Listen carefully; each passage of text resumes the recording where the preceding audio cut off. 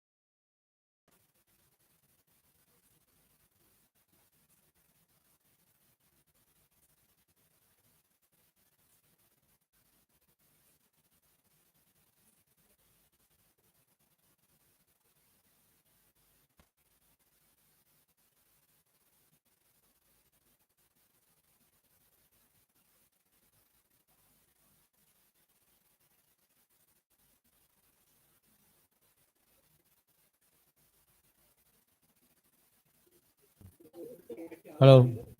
হ্যাঁ, কি কেন আসবে না? Hello, check six.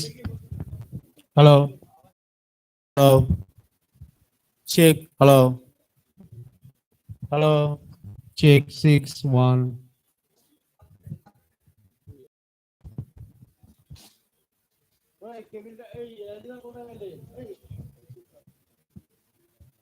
ওই তারটাকে উপর দিয়ে তুলে দাও তো।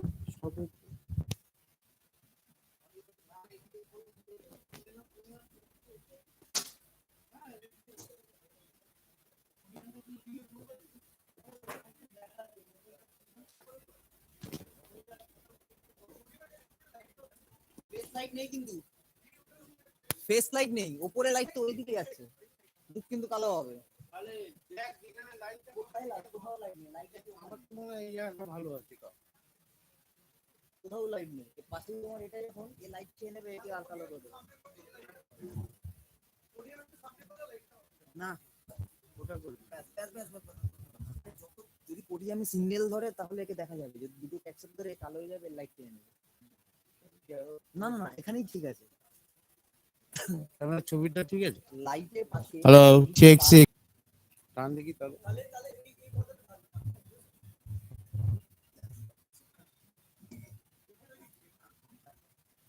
Hello, check six one.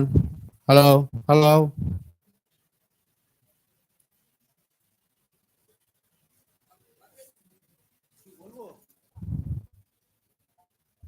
Check. Hello, এই অডিওটা অটোতে ফেলে দে। চেক 6। হ্যালো,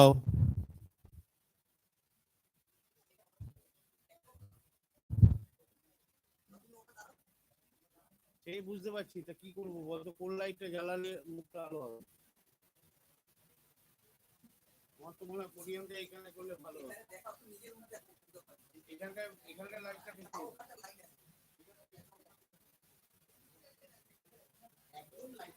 তাহলে কি নিচে নামিয়ে দেবো পোডিয়াম?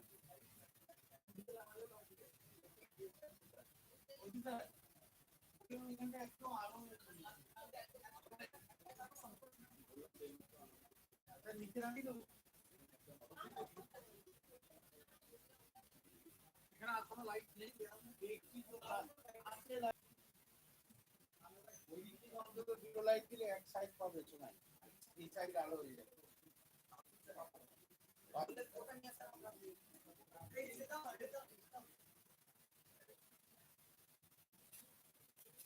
হ্যাঁ, ব্যাস ব্যাস ব্যাস ব্যাস ব্যাস ব্যাস, আর দরকার নেই। তাহলে এটাকে পিছনে করে দিই। হ্যাঁ, খালি এটা জ্বললেই হবে, ওগুলো আমার দরকার নেই। দেখো এবার ঠিক আছে এটা? হ্যাঁ ঠিক আছে, ঠিক আরেকটা, হ্যাঁ ঠিক আছে। ব্যাকের গুলো off করে দাও, ব্যাকের আমার কি দরকার?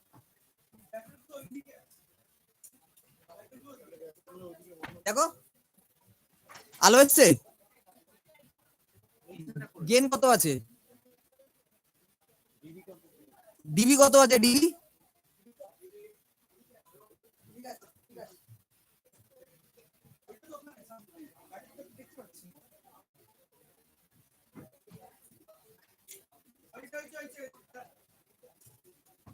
একটা ওইদিকে দেবে চেয়ারপারসনদের জন্য।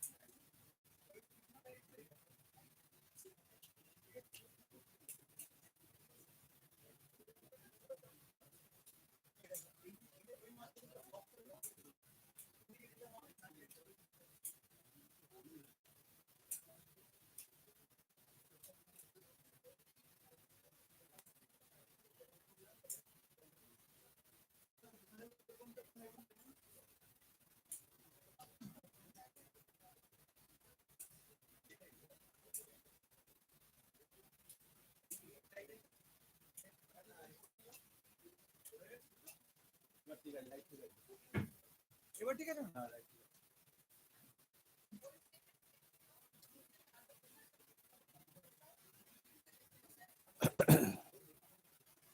আমি দেখে নিয়েছি ম্যাডাম।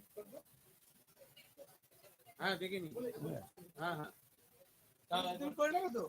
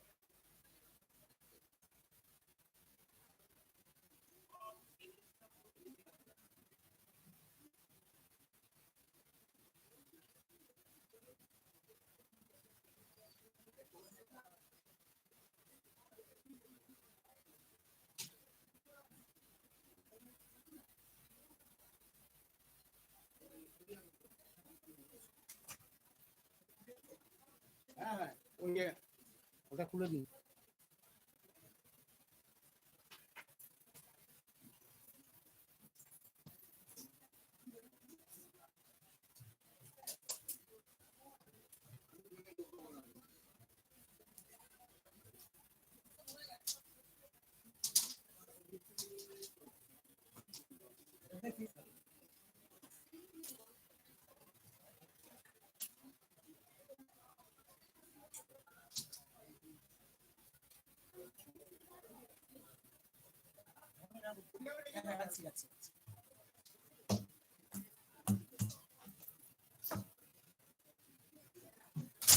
আমি এত কিছু এনে দিতাম বলে বেঁচে গেলাম। হ্যাঁ, আপনাকে প্রজেক্ট চালাবেন আপনাকে বলা ছিল না? বলা থাকে নাকি কোনোদিন? এদিকে এদিকে দিন।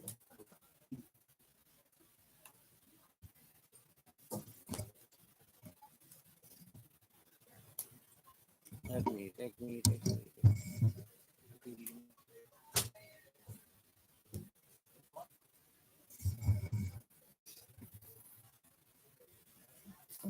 পাওয়ার এসছে তো? হ্যাঁ ঠিক আছে। এই যে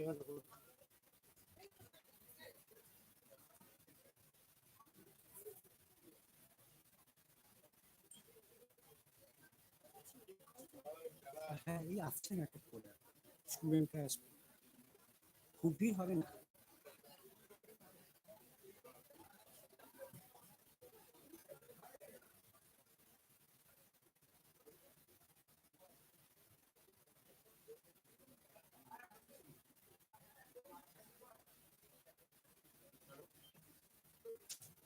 গোছাটা ওখানে নিয়ে যাও।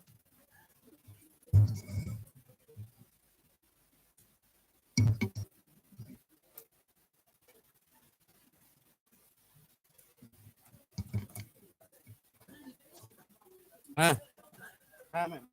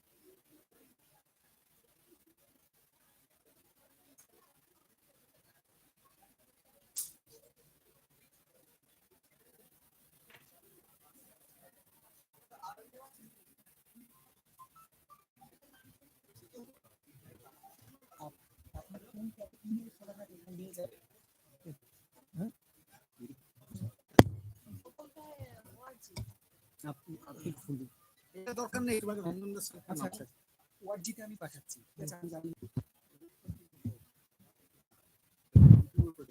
Attention please. Good afternoon, ladies and gentlemen. Probably you know this time that this year Indian Public Health Association is observing World AIDS Day 2023 in collaboration with West Bengal State AIDS Prevention and Control Society and Alliance India. The theme of this year is Let Communities Lead.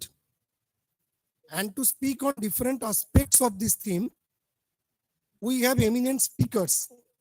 Speakers like two joint directors, former joint directors from West Bengal State AIDS, Dipendra Narayan Goswami and Professor Dr. Seema Roy. And also we have two directors as speaker in our list. The director of this institute, Professor Dr. Ranjan Das, and the director of our neighboring institute, Professor Subhashish Kamal Guho from School of Tropical Medicine, will speak on different aspects of this theme. There are other speakers also, but as the time is very short, and because we purposefully arrange this program in afternoon session so that we can get maximum number of students, PGTs, faculties, and our esteemed members from different colleges and different parts of West Bengal. So without wasting much of your time, may I now request Dr. Sanghamitra Ghosh, President, IPHA Headquarter, to address this August gathering and deliver her inaugural speech. Ma'am, please.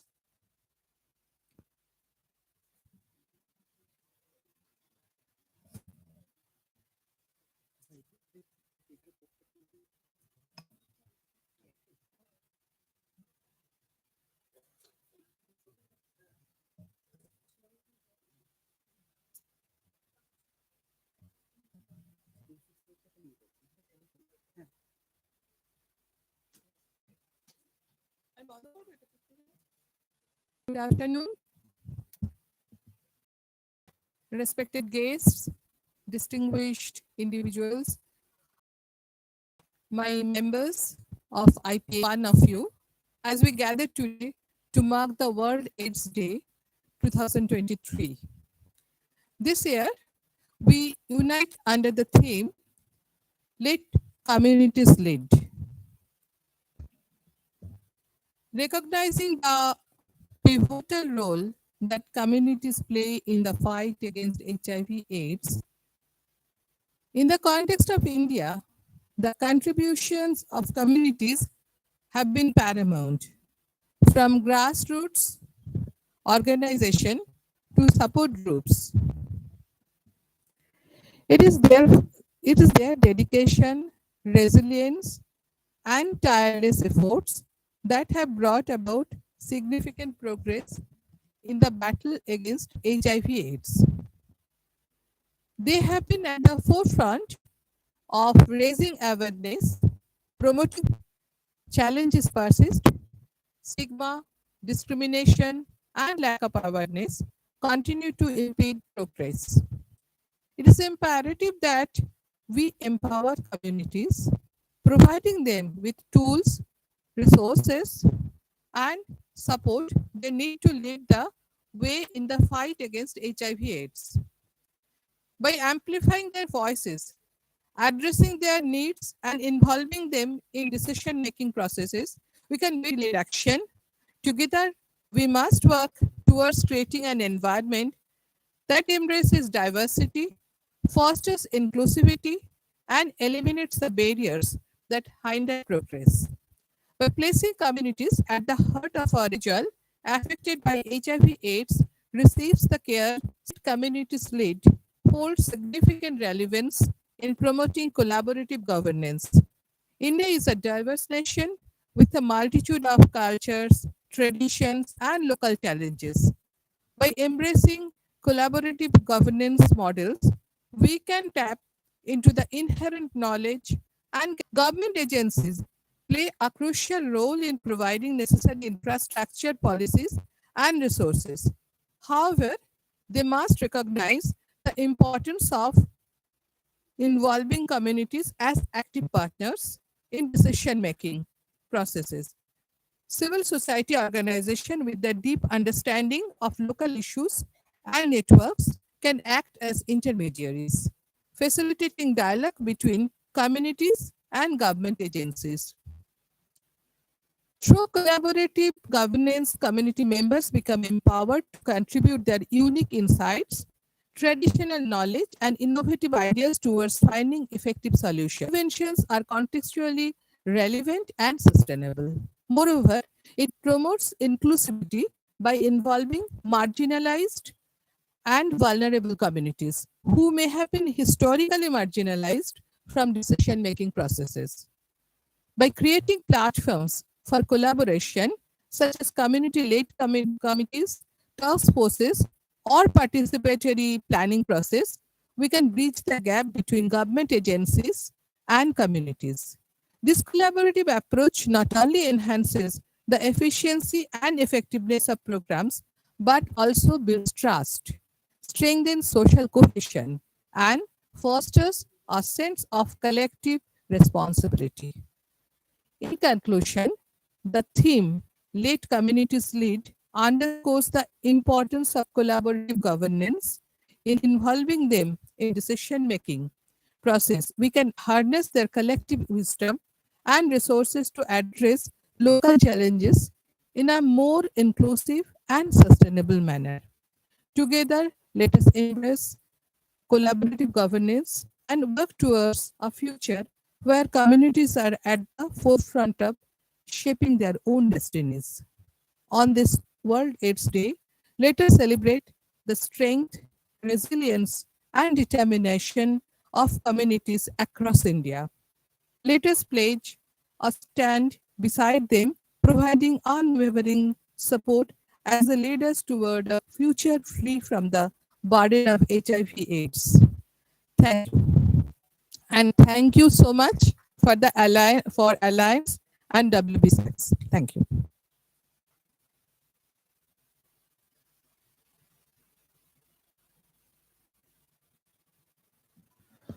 Thank you, madam, for your short and crisp inaugural speech.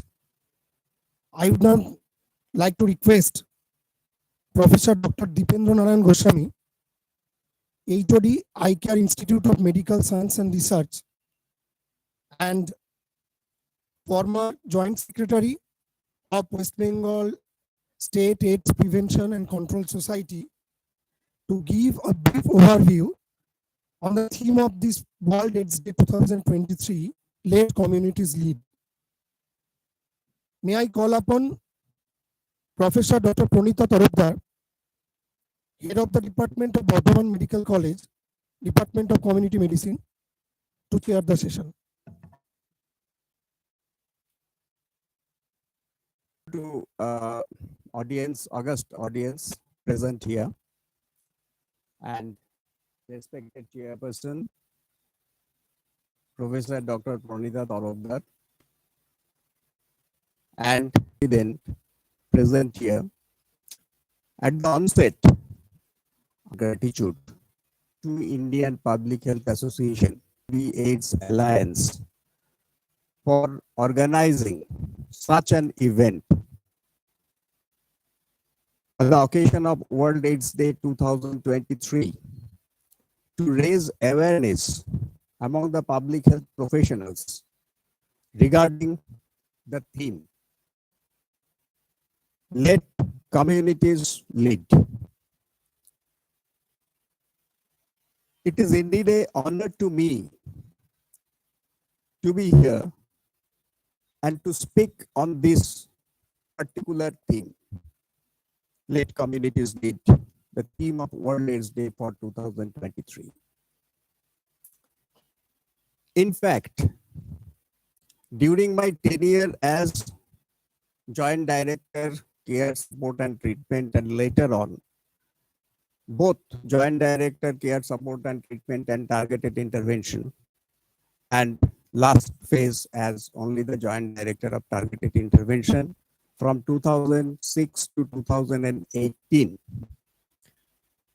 It is my feeling no such public health program involvement in the community.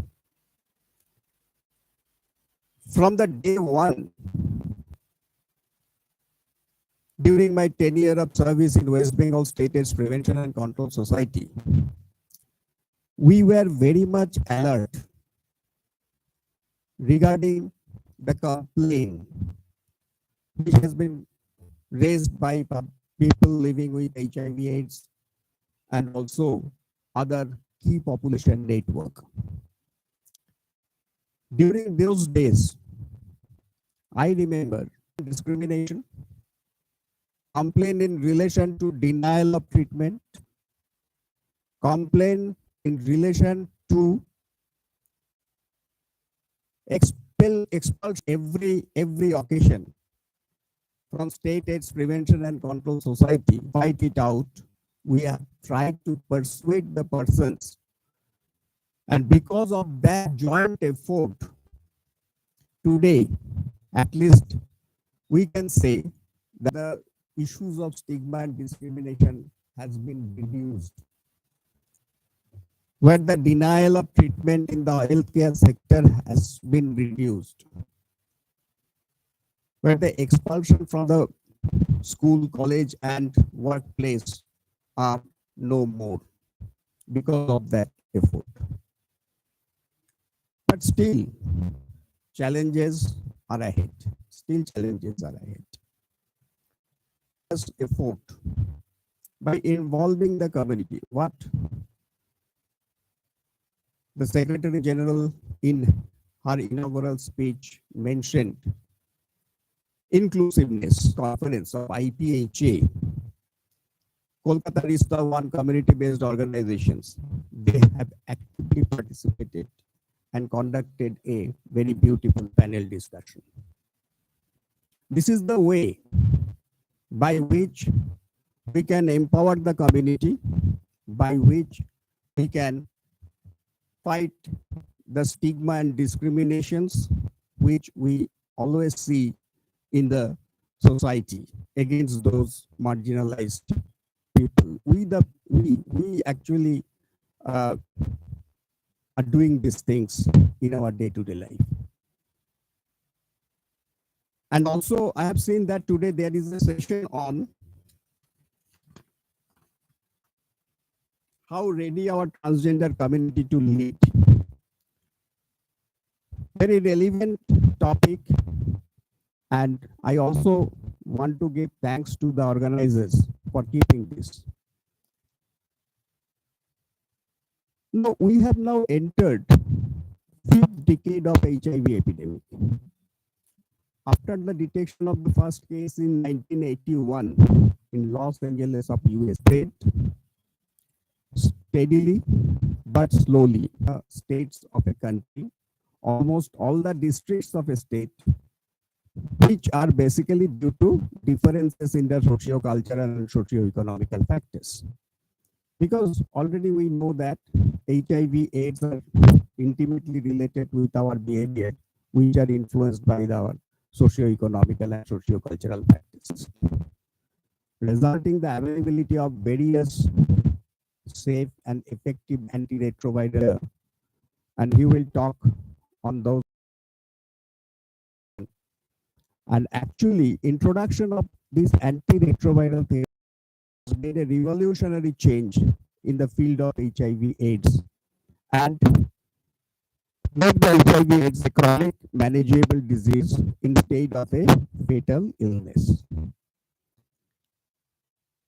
Now, with this background,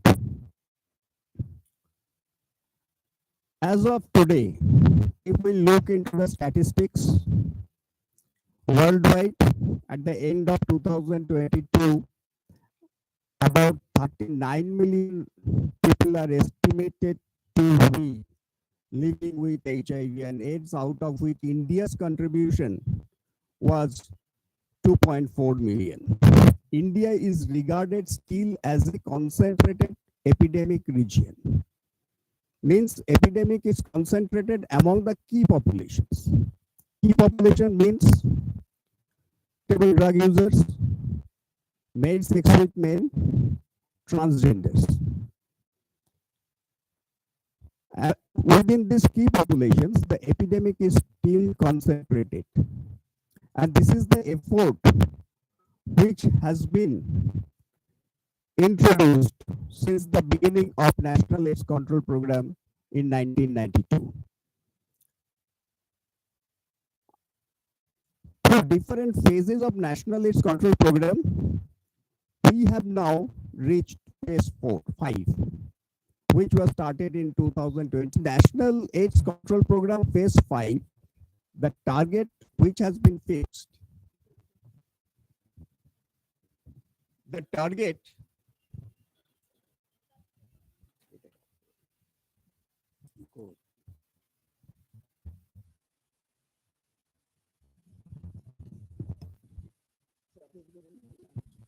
the target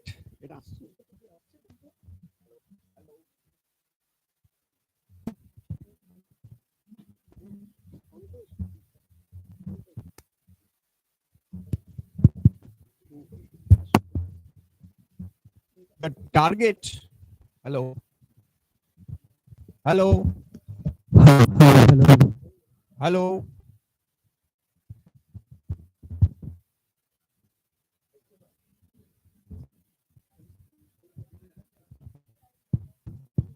শোনা যাচ্ছে hello শোনা যাচ্ছে ওকে in National AIDS Control Program phase 5, through which we are running now, which was started in 2021 and it will continue up to 2026, 95 approach 95 approach has been fixed.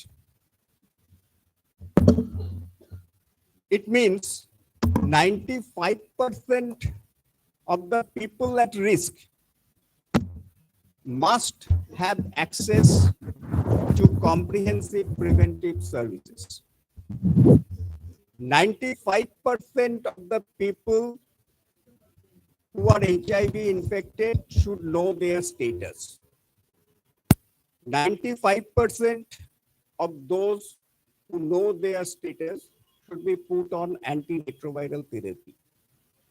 And 95% of those on antiretroviral therapy should have suppressed viral load, adequately suppressed viral load. And 95% of the pregnant and breastfeeding women suffering from HIV infection also should have adequately suppressed viral HIV, and community people, key populations particularly should be less than 10%, should be less than 10%. All these things, along with that, there should be adequate quality at-risk population should have access to quality STI RT. This is the objectives of National AIDS Control Program Phase 5. Now, all these objectives has been fixed, keeping in mind the Sustainable Development Goal of 2030, where we are dreaming of ending the HIV epidemic by 2030. That means there should be zero death, zero stigma discrimination, and zero new infection by 2030, and today is 2023. We are standing in this juncture. And if we look into the achievement regarding this 95-95-95 approach, at the end of 2022, only 77% of the people living with HIV know their status. That means if I know that estimated number of people living with HIV in our country is HIV still who do not know their status. That means they are the undetected portion. 84% of those who know their status have been put on antiretroviral therapy. So there is still a gap of 6 and 85% of them who are on antiretroviral therapy have adequate suppressed viral load. This is the status.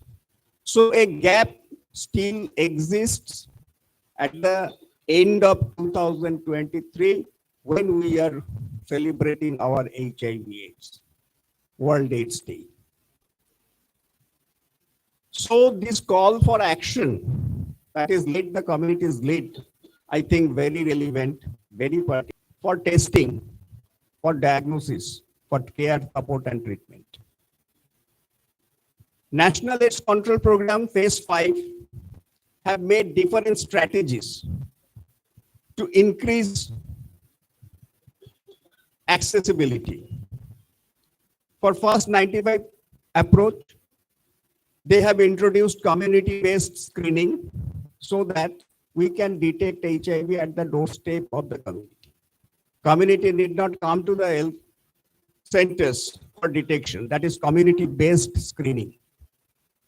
Index case finding, partner notification, contact tracings, all those things have been introduced. For achievement of the second 95, the strategy which has been adopted include test and treat policy. Previously, when the program was started, you need to do a battery of tests. You need to go for a CD4 count.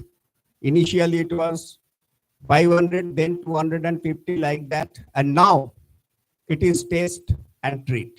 Once it has been detected positive, you immediately start antiretroviral therapy. Later on, the testing will be done. And also, in order to remove the loss to follow-up cases, a robust contact tracing need to be implemented. And for third 95%, the strategy adopted by the National AIDS Control Program is to more and more facilities for testing viral load need to be introduced. Along with that, counseling for retention and adherence to first and second line antiretroviral drugs need to be stressed.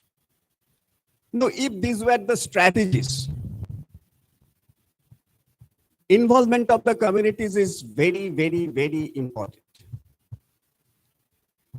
Probably HIV/AIDS National AIDS Control Program is the only program where we can see the successful implementation of the community participation.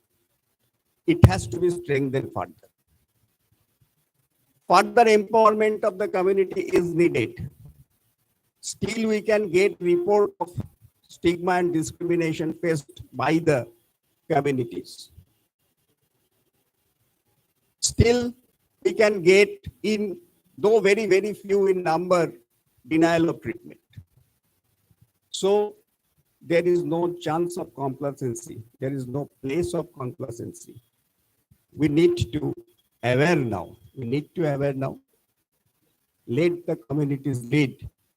We should start our action.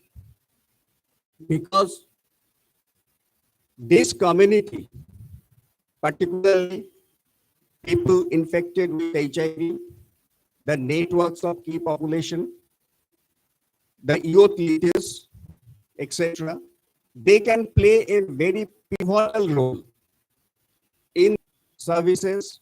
Also, they can help to build up trust between the community and the healthcare providers.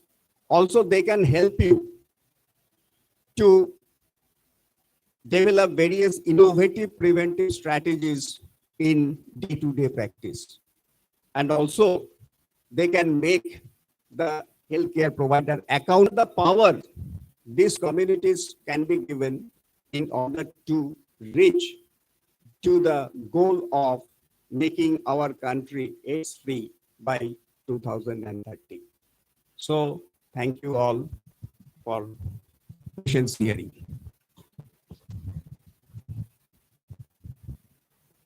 Thank you very much. As we all know that today the theme is let communities lead. So he has highlighted the importance of the role of community, and it is not just a theme, but this is an important call for action, and this is a movement which should gain momentum to make the communities empowered so that they can lead, because we all know that marginalized communities have their own special needs. So these needs can be understood from the communities themselves. The community leaders can come forward so that better health policies are made and implemented so that these challenges are overcome. Also, there is a critical need for improving the funding and making the communities more resilient to tackle stigma and discrimination, which will enable the people for IPHA. And I would like to end the session. Thank you. Thank you, ma'am. May I now request Pranita madam to hand over a memento to Dipen sir as a token of appreciation.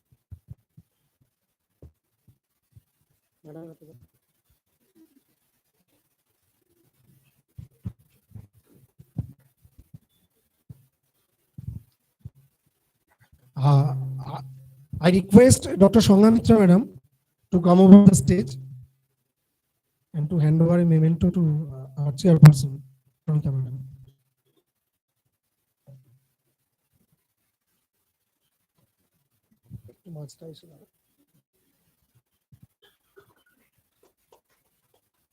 Sir madam আর একসাথে যদি ধরেন তাহলে একটা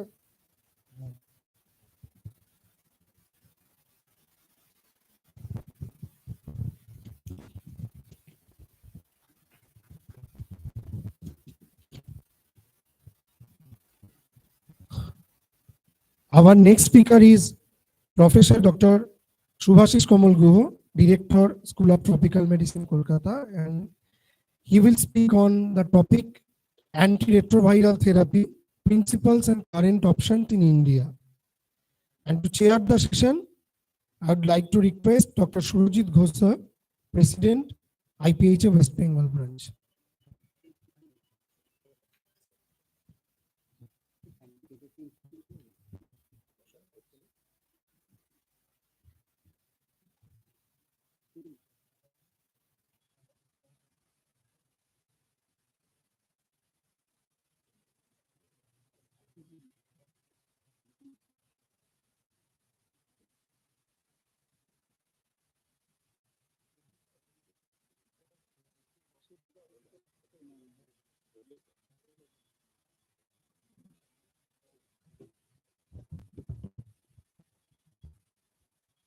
আমাদের actually এই মুহূর্তে actually এটা পুরো দিতে হবে, otherwise actually আমাদের এটা তো online stream, YouTube stream, অথবা YouTube। না না ঠিক no issue.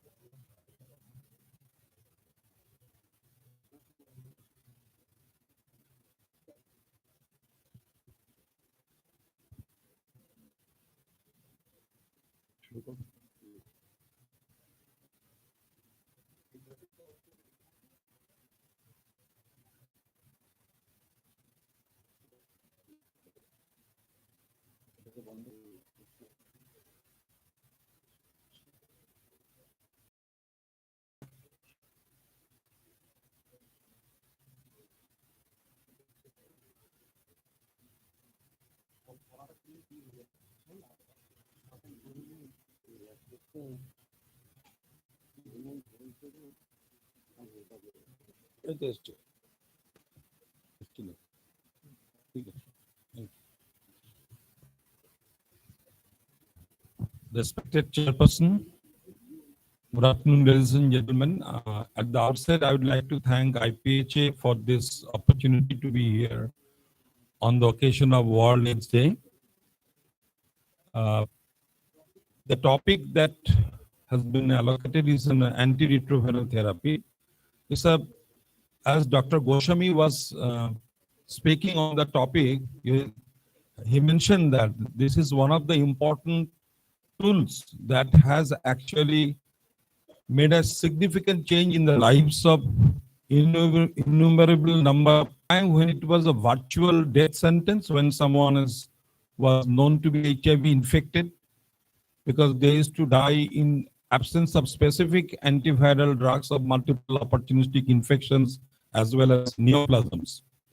However, the advent of antiretroviral therapy made significant changes. From now it has become a chronic manageable infectious disease with almost the longevity or expectancy of life is almost similar to an HIV uninfected person of that same gender and age. So what I'm going to talk today is about very briefly about the general principles, and initially I will talk about the historical perspective, how antiretroviral therapies evolved.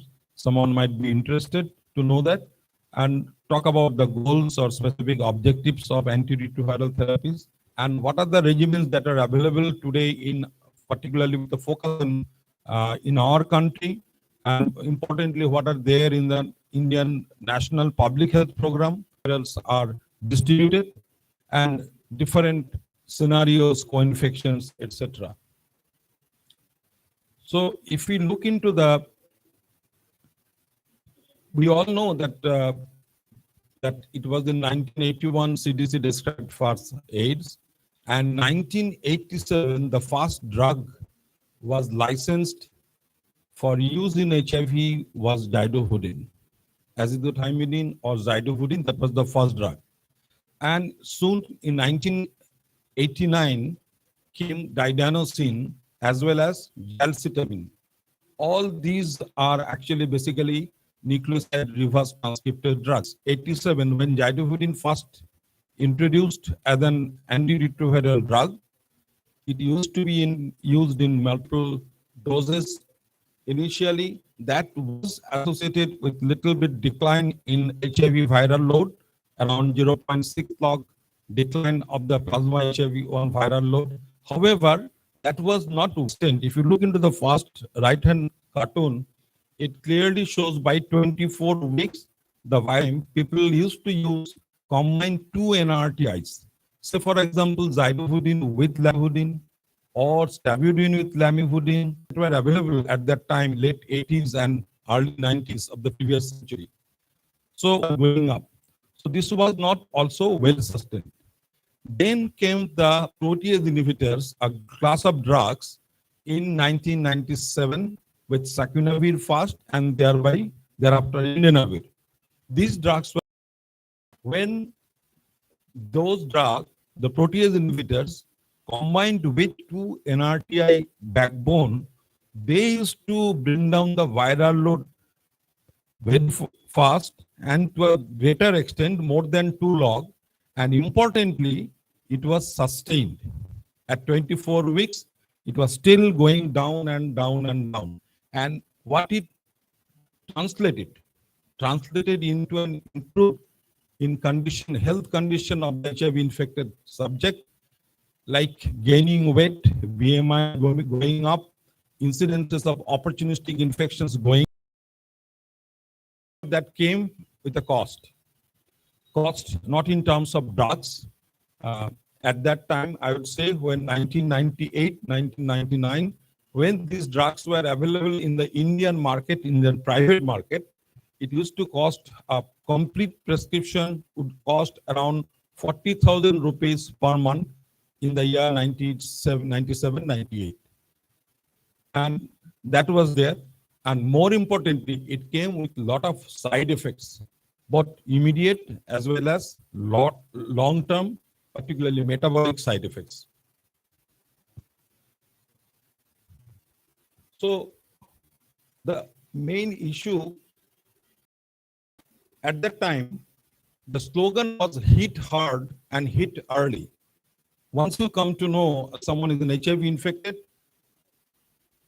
bombard with all antiretroviral drugs, two NRTIs and a boosted PI or an unboosted protease inhibitor.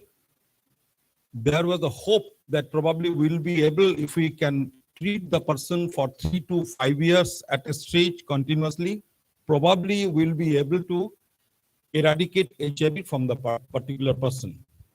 However, this hope was short-lived.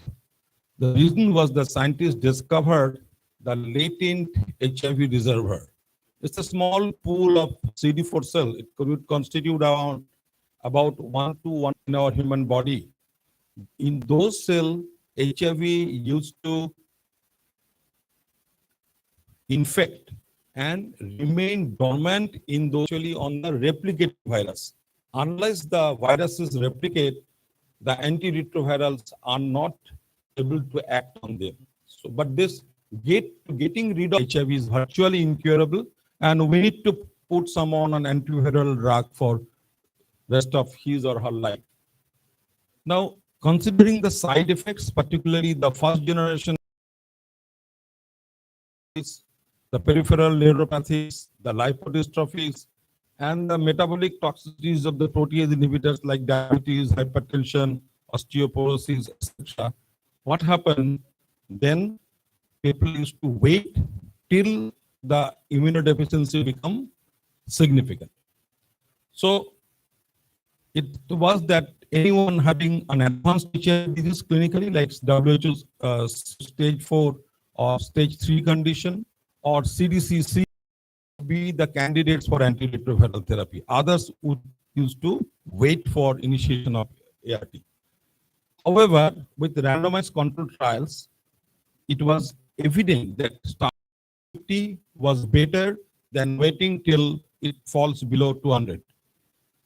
So there are studies. So gradually the bar was raised from 200, less than 200 to less than 350, finally to less than 500.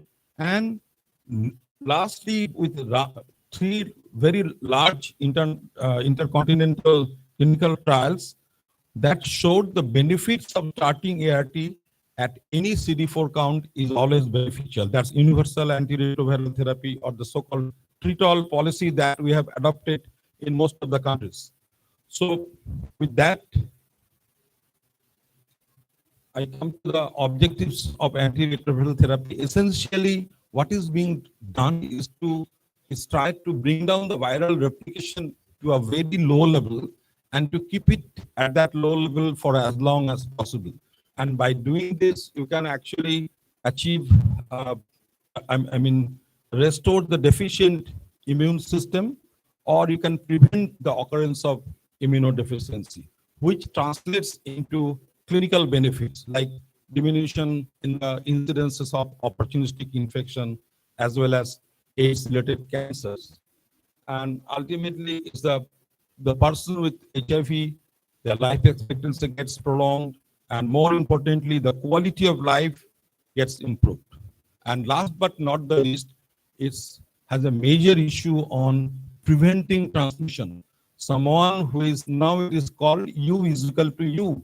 That is, if it is the viral load is undetectable, it is untransmittable. So someone having an undetectable plasma viral load is unlikely to transmit HIV through unprotected sex. Through sexual route, that is the most, 87% of our infection do occur through sexual route. So this is important that, and we need to maintain that undetectable level.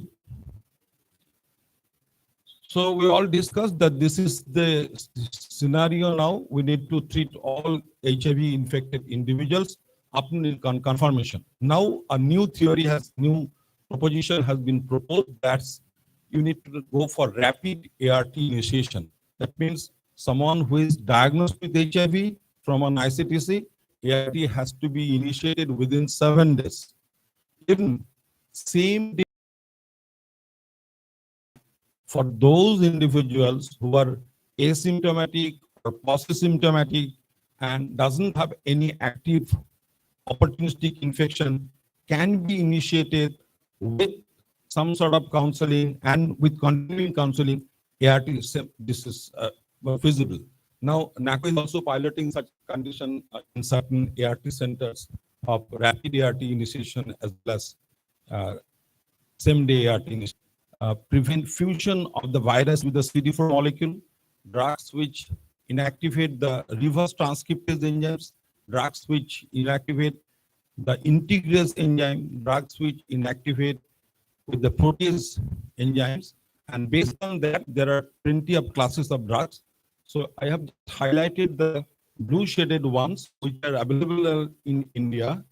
And the star marked ones are available in the NACO program, like Jadufudin, Lamivudin, Evacavir. These three are available in the ART centers. Entrectinib available in the Indian market, but not through the program. Tenofovir, disoproxil fumarate is available in the national program. Tenofovir alafenamide is not there, as well as amongst the NNRTIs, nevirapine and efavirenz. When Professor, these drugs are now being replaced by integrase inhibitors like dolutegravir, which is the preferred one and is being distributed for all ART centers throughout the country.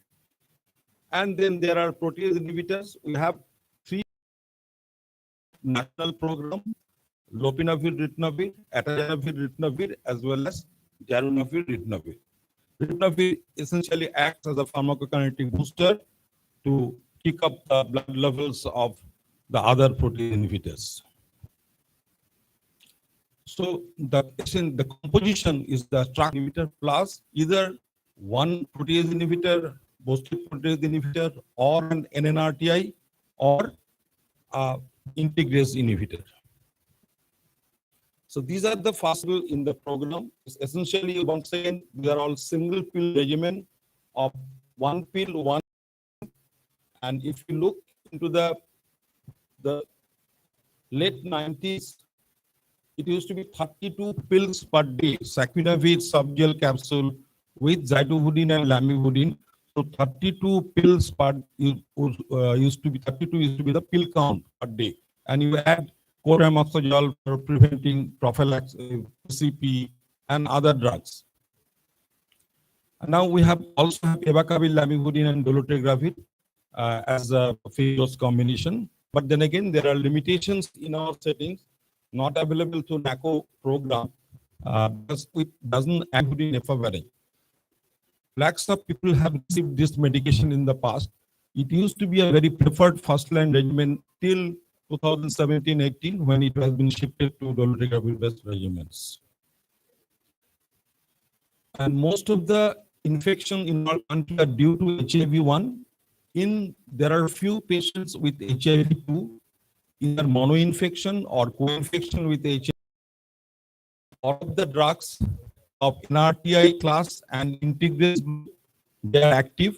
Only thing to remember that NRTI as a class, like nevirapine, efavirenz, and drugs like atazanavir are ineffective against HIV-2. So these drugs are to be actually avoided. That's why we always rely on the report from ICTC, where they differentiate between HIV-1 and 2. Also, there are tests available in the private labs where the reports come as HIV-1 and 2 positive. It may be 1, it may be 2, it may be 1 and 2 both, or exclusively HIV-2, or it's a co-infection. And for TB is one of the commonest killer in HIV and the commonest opportunistic infection in our settings till today. Then such patients have got high mortality unless appropriate ART is started. Only thing that the currently available therapy, that since rifampicin is used as an anti-TB drug and it's a potent inducer of the cytochrome P450, it induces the metabolism of dolutegravir. So dolutegravir, an additional dose of 50 milligram has to be given at 12-hour interval. Same with evacavir-based regimen. However, the older days when you use TLE or tenofovir, lamivudine, efavirenz-based regimen, the usual that used to go pretty well with the consistent standard dose of rifampicin. In pregnancy, there was a concern of using dolutegravir till few years back. There was an increased signal of neural tube defect in women who gave birth to infants who had received during dolutegravir in the periconceptional period. However, has shown that dolutegravir is not associated with any increased risk of a neural tube defect in women who receive dolutegravir-based regimen. In fact, WHO has now promoting dolutegravir for pregnant women as well as women with women potential who are planning pregnancy. TAF, tenofovir arafanamide, we yet to have any clearance for regarding its pregnancy safety, so that has to be still avoided. Hepatitis B co-infection as well as HCV co-infection are common, particularly amongst injection drug users and in those HIV infected subjects who get it through blood transfusion. So the effective against both the viruses like tenofovir lamivudine or tenofovir emtricitabine. So that both drugs should be there as a part of backbone. Incident has also been launched few years back in the country. We have got the treatment centers as well as the model treatment centers. So there also tenofovir is available for HBV monoinfection or hepatitis, and these go pretty well. There is no significant drug-drug interaction with dolutegravir-based regimen. But if you are using efavirenz or atazanavir-ritonavir, then daclatasvir dose has to be adjusted to manage the drug-drug interaction. Monitor patients. One is on clinical. So on each visit, body weight, BMI has to be calculated. T staging is important. The WHO stage 1, 2, 3, 4 that has to be done on each encounter. OIs need to be identified and treated appropriately. These are important. Drug side effects. These are important, and also paradoxical worsening or immune reconstitution, inflammatory syndrome, which is also some sort of complication of therapy where the viruses get suppressed, the CD4 goes up, but there is clinical deterioration of the patient, either in the form of unmasking of some occult opportunistic infection or worsening of the current opportunistic infection that was under treatment. Importantly, the success of antiretroviral therapy lies on the degree of adherence of the individual. So on each visit, Dr. Goswami was highlighting this point in his talk. And CD4 count is to be done at baseline and thereafter every 6 months. Virologic, ideally at baseline is important and thereafter every 6 months. But in the NACO current program, the baseline viral load is not being done. It's done after 6 months as well as after 12 months of ART initiation and thereafter once a year. And for second and third line patients, viral load is being done every 6 months. However, before prescribing someone and with antiretrovirals, we need to prepare the patient they need to know about the expected benefits out of antiretroviral drugs, particularly the importance of lifelong treatment. So a commitment for a lifelong treatment, the common side effects of the drugs that are being used, the importance of adherence, regular follow-up, spouse and partner testing is very important, often neglected in clinical encounters. Talking about safe sex is no more taboo. It has to be talked about. It has to be discussed upfront with the patient or the client and the provider. Nutritional counseling, perhaps the most neglected part of clinical care in our clinical settings. And also the issues of prevention, the family having a baby, etc., has to be talked into. And also important to identify the opportunistic infection, the STIs, as well as the co-infections, as I have mentioned earlier, communicable diseases like hypertension, diabetes, other diseases, CKD, chronic liver disease, this has to be looked into. So also addiction. So I think I can finish here. So Dr. Goswami has already mentioned about the roles of the communities lead. So it's very essential that people who are infected with HIV, those who are affected with HIV, and those who are at risk of this movement against prevention of HIV today. So I end here. If you have got any question, I'd like to answer. Thank you.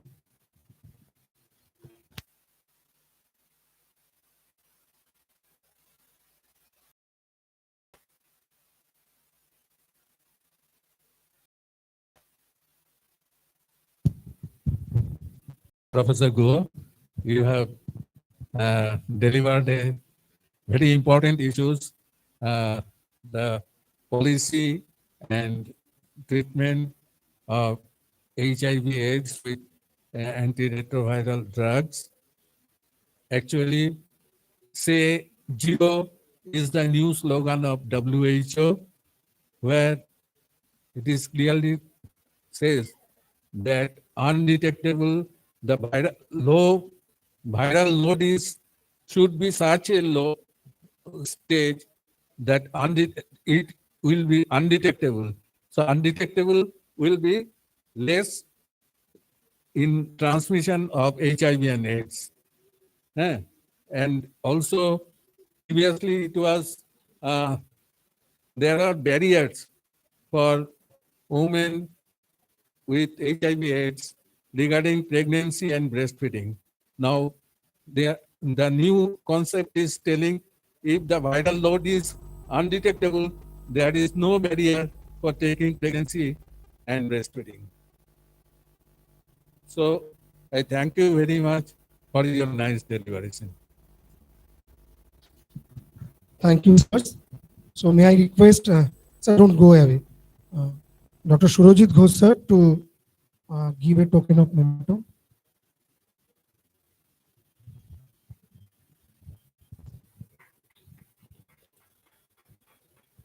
I request Professor Mousumi Basu, Madam, HOD, Department of Community Medicine, IPGMER and SSM Hospital, to give a token to Surojit, sir, give a memento to Surojit, sir, as a token of appreciation. Sir, sir.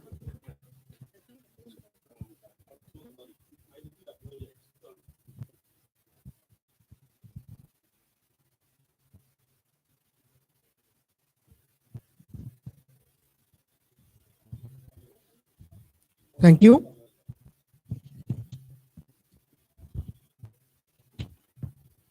Now there is a slight modification in our program schedule. The next session will be on achieving first 90, a cornerstone activity to end AIDS by 20. Professor Dr. Shima Roy, Professor Dr. Kunal Kanti Mujumdar, sir, from KPC Medical College, Kolkata, to chair the session.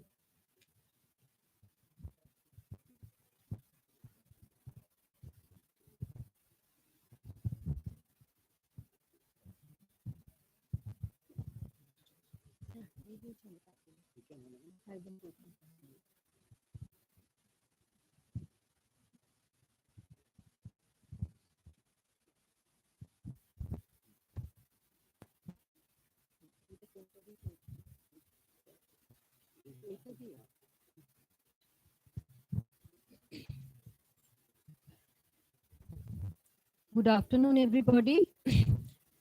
First of all, I'd like to thank IPHA for inviting me for this session in this very special day of World AIDS Day. And my topic of discussion is Achieving First 90, a cornerstone activity to end AIDS by 2030. Today, actually, we are celebrating 35th World AIDS Day, which has begun in 1988, the celebration. And this year, the theme is Let Communities Lead.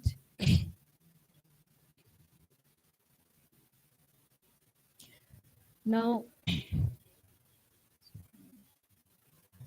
so an overview of HIV epidemic as it is in 2022, a little bit of data. So, and since it varies from country to country, so in India, presently it is 0.2%, and in West Bengal it is further low, that is 0.1%. An estimated number of population living with HIV It is about 39 million cases are there all over the world. And in India, the latest estimate is 24.7 lakhs. And for West Bengal, it is 76,000. So this has increased from the, we used to, has significantly. Now we have already we have a SDG goal which states that ending AIDS epidemic along with other infectious diseases as a public health threat by 2030. And to achieve any goal, interim targets are always good. And UNAIDS forward these interim targets, which was 90 by 2020, 95 by 2025, and 100 by 2030. Now let us understand the what does this 95 or 100 mean? As a model, so there are about 39 million cases all over the world, and in India it is about 25 lakhs. So based on that as the denominator, it is expected that 95% of the people living with HIV should know their status. And of them, 95% must be linked to services to ART centers, where they will get the treatment, care and support. And of them, 95% must be virally suppressed. We have learned a lot about viral suppression in the last two sessions. We have very good quality drug, but the adherence, compliance, monitoring, and timely testing of the viral load can actually lead to this viral load suppression. So viral load suppression is achieved to an undetectable level, it will lead to, a breakage in the transmission of the disease. So this is in short about this interim target of 95 by 2025. But the final target is 100. And as you can well understand that we have to detect 100% of all the estimated PLHIV population and bring them to the ambit of the program. They must receive that care, support and treatment so that we can really end AIDS by 2030. Now, as of now, the achievement here you can see that globally we have been able to achieve 86% instead of 95. India has been able to achieve 76%, that is of 25 lakh of estimated PLHIV population. We have been able to detect 19 lakh cases. And in West, it is the first 95 is 86.5. So we have been able to population. Second 95 is little better. Like we have been able to link these patients to ART center to the treatment, which is 89% globally, 89% even nationally. And in our state, it is 86.7%. And the third 95, that is viral load suppression, West Bengal, we have been able to achieve it, that is 96.6%. And here is a simple bar diagram to just do this first 95, second 95, and third 95. Now, understand that what are the different program activities are there in our NACP program, especially where it is at the phase 5, which are mainly targeted to achieve this first 95, that is for case detection. Now, as you all know, this NACP program is being decentralized to SACS, that is States Aid Control Society. And in each of these SACS, there are different divisions which have their specific functions. And analyzing the function, I found that each and every division has a role to achieve this first 95. The most important, I would say, is the IC and mainstreaming division, the division which actually applies a multimedia approach for awareness generation, which in case of case detection is self-risk perception. When a person perceives that that he or she is at a risk of getting this disease, so that knowledge, that what are the issues that must be taken into consideration for self-risk perception, this knowledge is being disseminated by our IC division. Then after that comes the demand generation for health-seeking behavior, especially for testing. Even after a person perceives the risk, there are many ifs and buts whether that person will be reaching to a testing facility to get tested and program. So it depends upon, first of all, this voluntary testing. So that is also a role, the module which is being disseminated for this awareness generation and demand generation, like 2017, which health right of a PL-HIV, and also there is a robust redressal system for the social media platform to disseminate these messages. There is still existing 24/7 AIDS helpline. We actually know it from our student life only. 1097 is the number, and that is still functioning 24/7.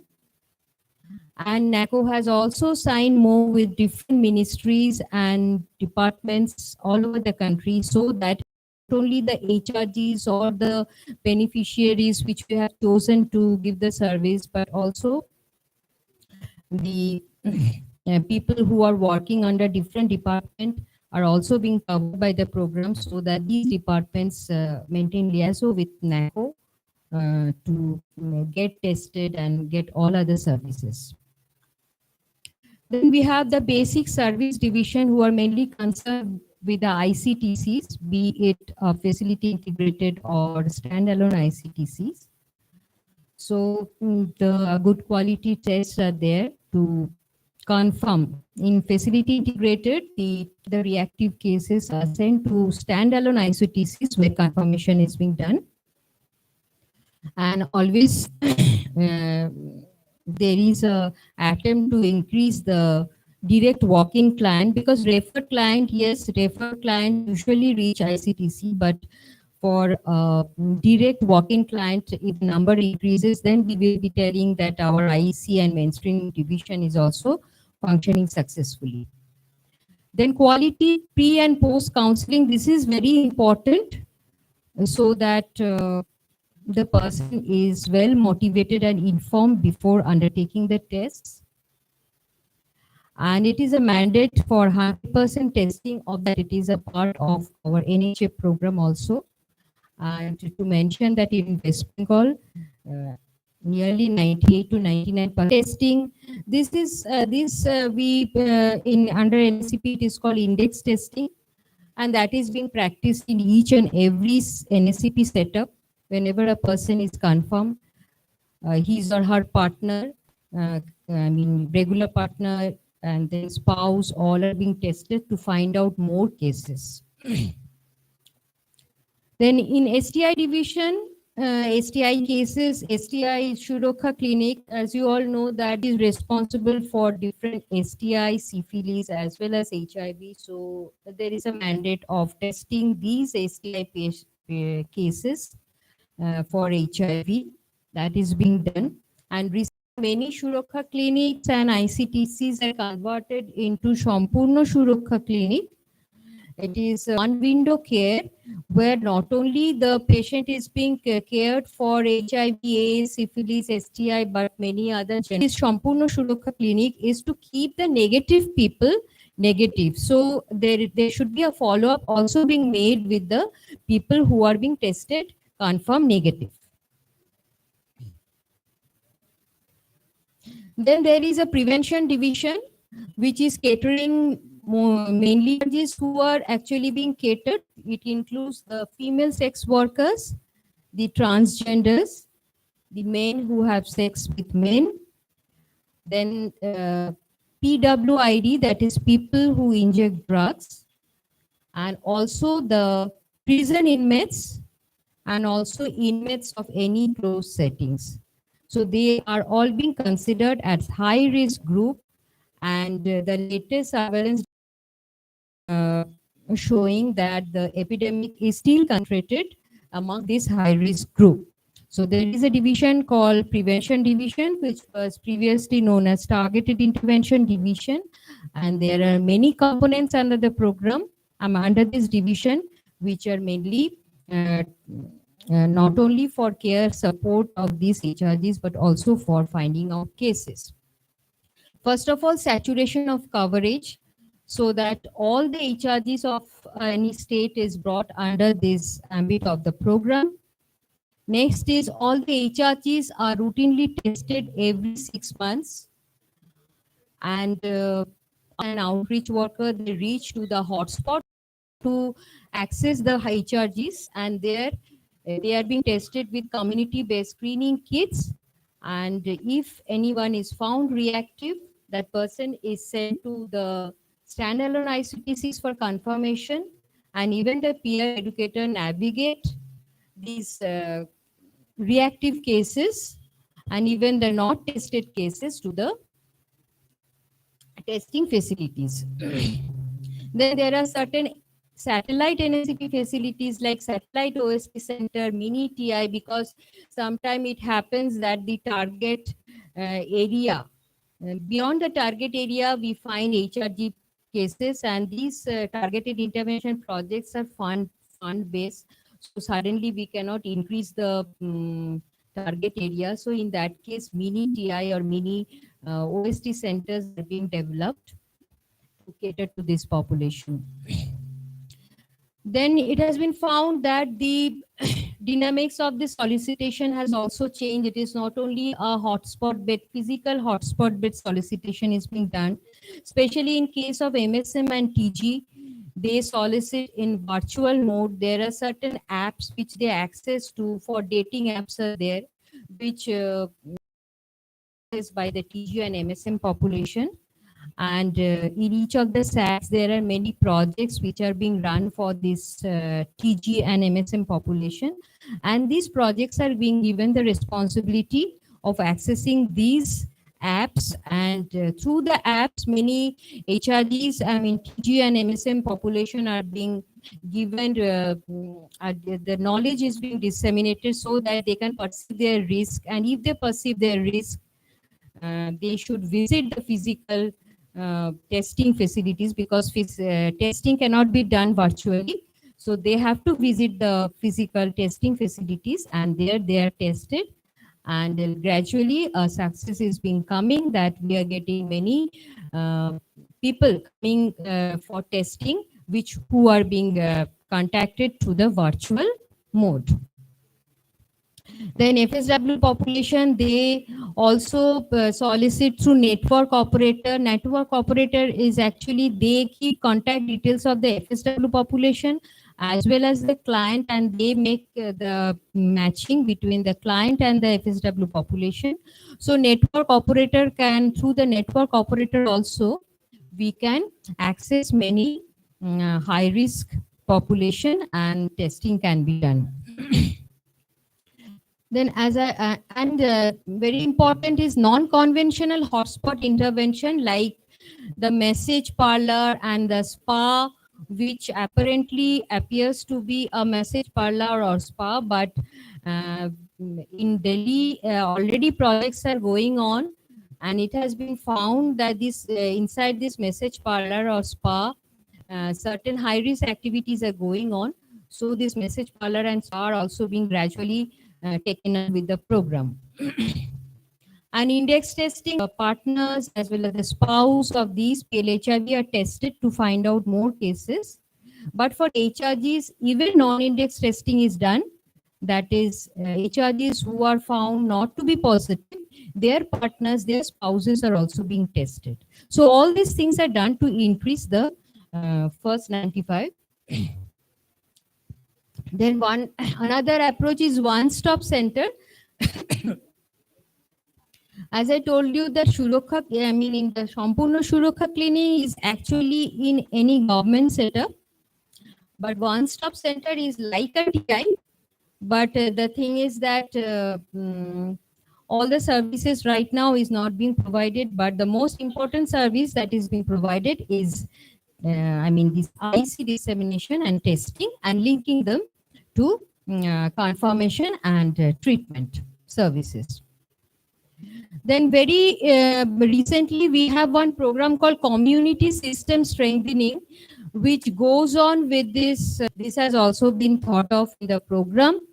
And in this community system strengthening, what is done is that in each and every district, 12 community champions are being selected, each from the high-risk group like FSW, MSM, TG, PWID, and 6 group, 2 community champions. So altogether 12 community champions are selected in each district of the state, and their function is to bring up the issues of their community, to solve those problems, as well as especially to address the stigma and discrimination. Now we have ombudsman in each of the district. The CMO is the ombudsman.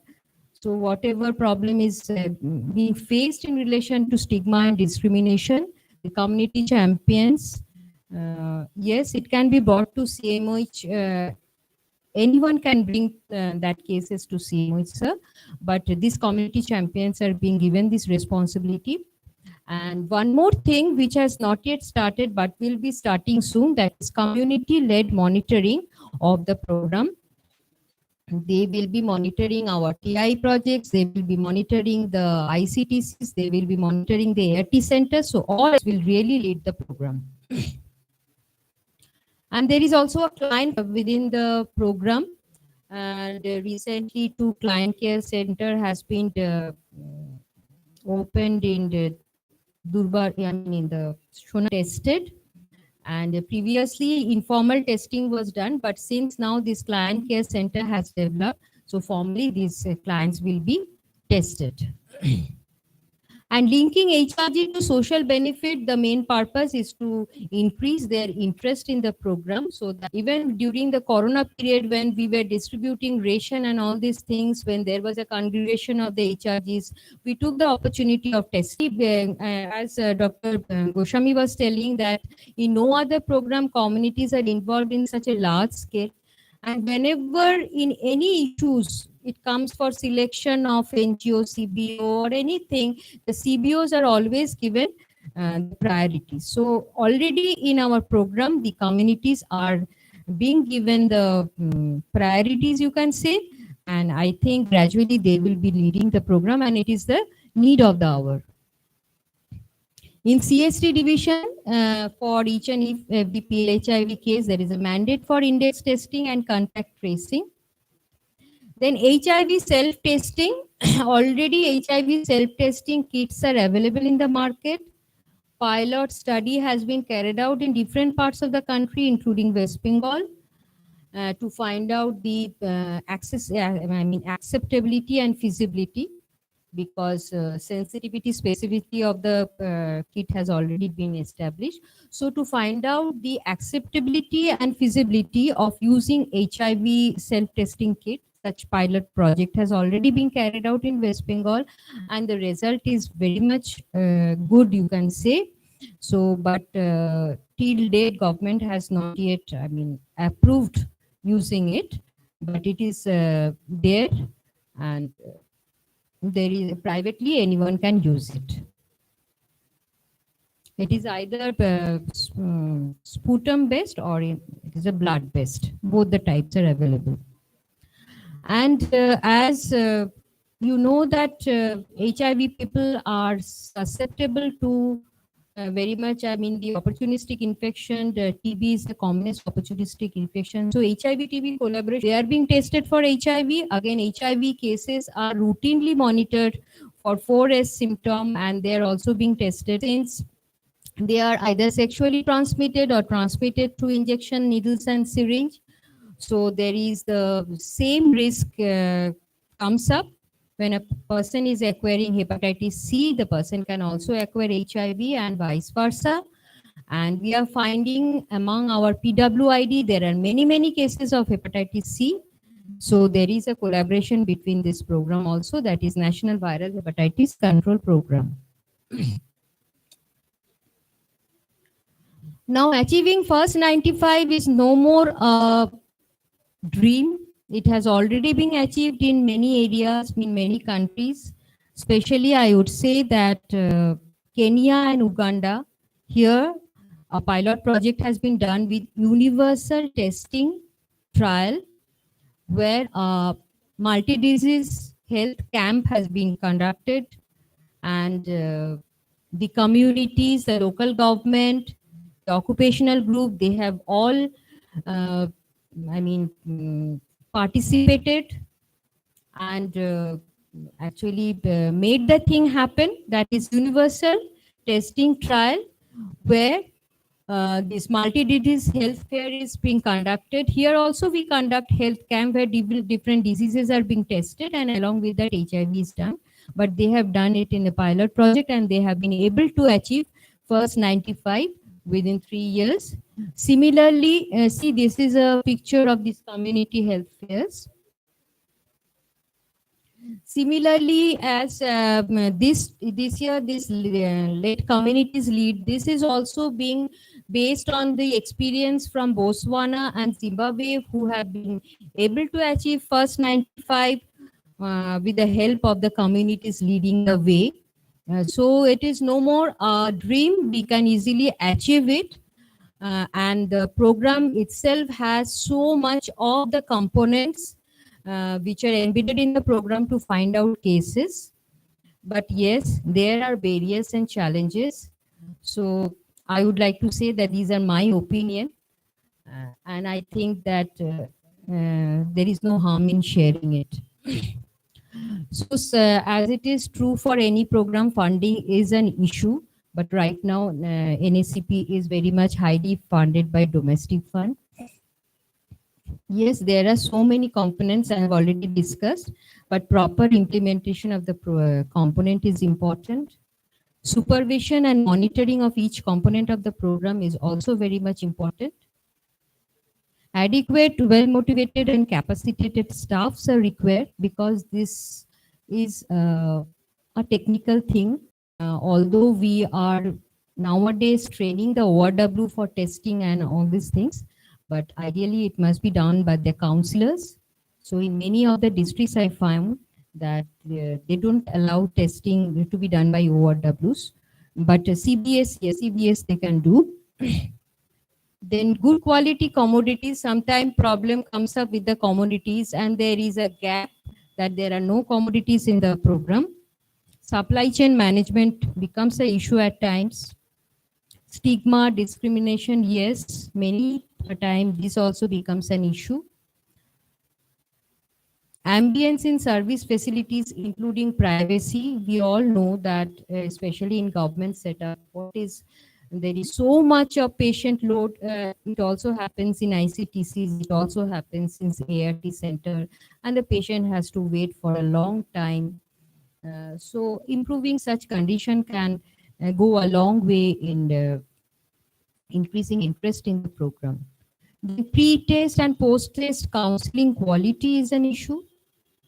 And other health programs are leveraging on NSCP facilities as well as the staff. That is why the workload of the staff is increasing. And as a result, the NSCP program is also suffering. And I think first 95 committee of SACS must also becomes very much functional. So by overcoming these challenges, we can all achieve this first 95.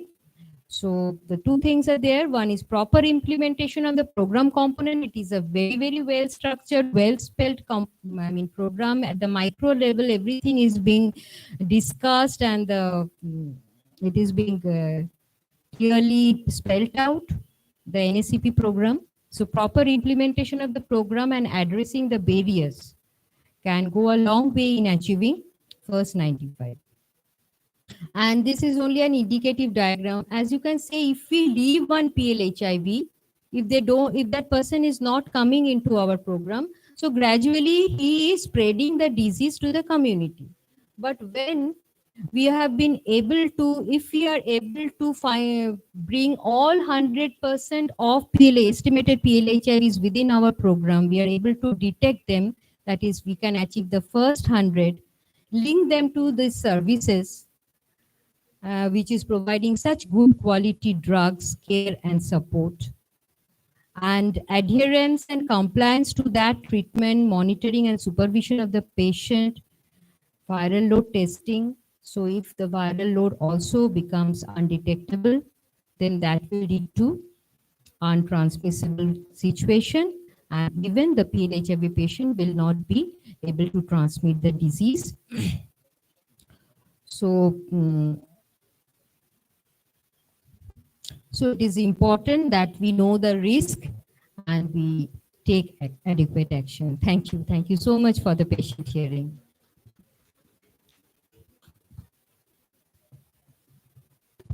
So I was working with WBSAP for a long time as a evaluator of TI program. Initially, Dr. Goswami was the joint director TI, and then Madam was also there. So he has shared a vast experience of handling those, as well as recognizing the community, as well as for their immense support or contribution towards elimination of, we can say, to stop HIV/AIDS by 2030 is very important. As we are working with some special marginalized communities like transgender, MSM, as well as IDUs. So it is very difficult. It is very difficult to run the program.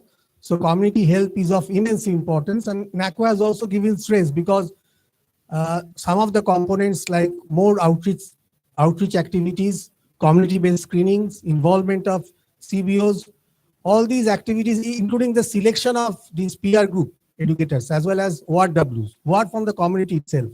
So without involvement of the community, it is very difficult to implement the program and to achieve the success. So thank you, Madam, again for your excellent deliberation. Thank you. I request Kunal sir to hand over memento to Seema Madam.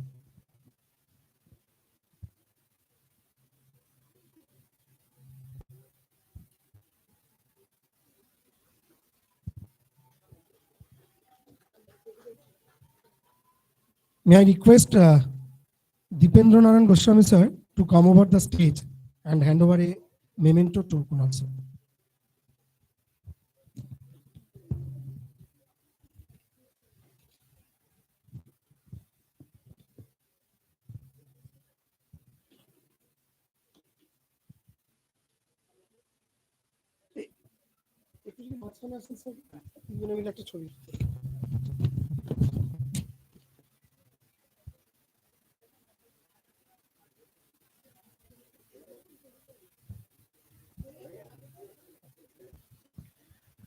Our next session is on how ready our transgender community to lead. And the session will be dealt by Dr. Sanjay Saha, Associate Professor, Department of Community Medicine, IPHA near Kolkata. And I request Dr. Somnath Noskor, Joint Director, TI Division, West Bengal State AIDS Prevention and Control Society, to chair the session. Dr. Sanjay Saha.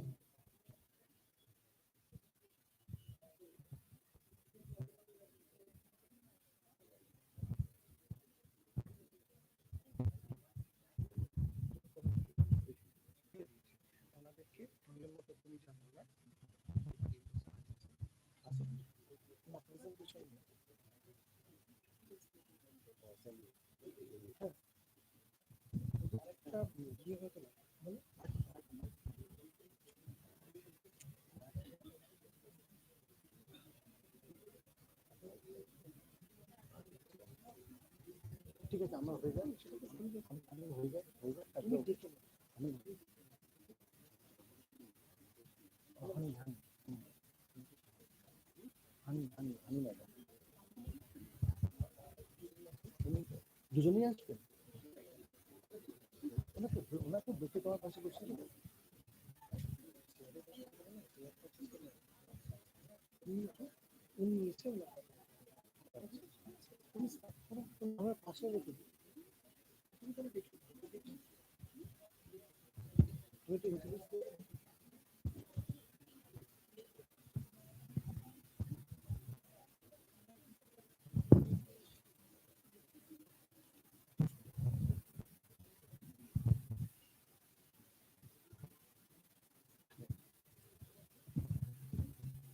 Good evening.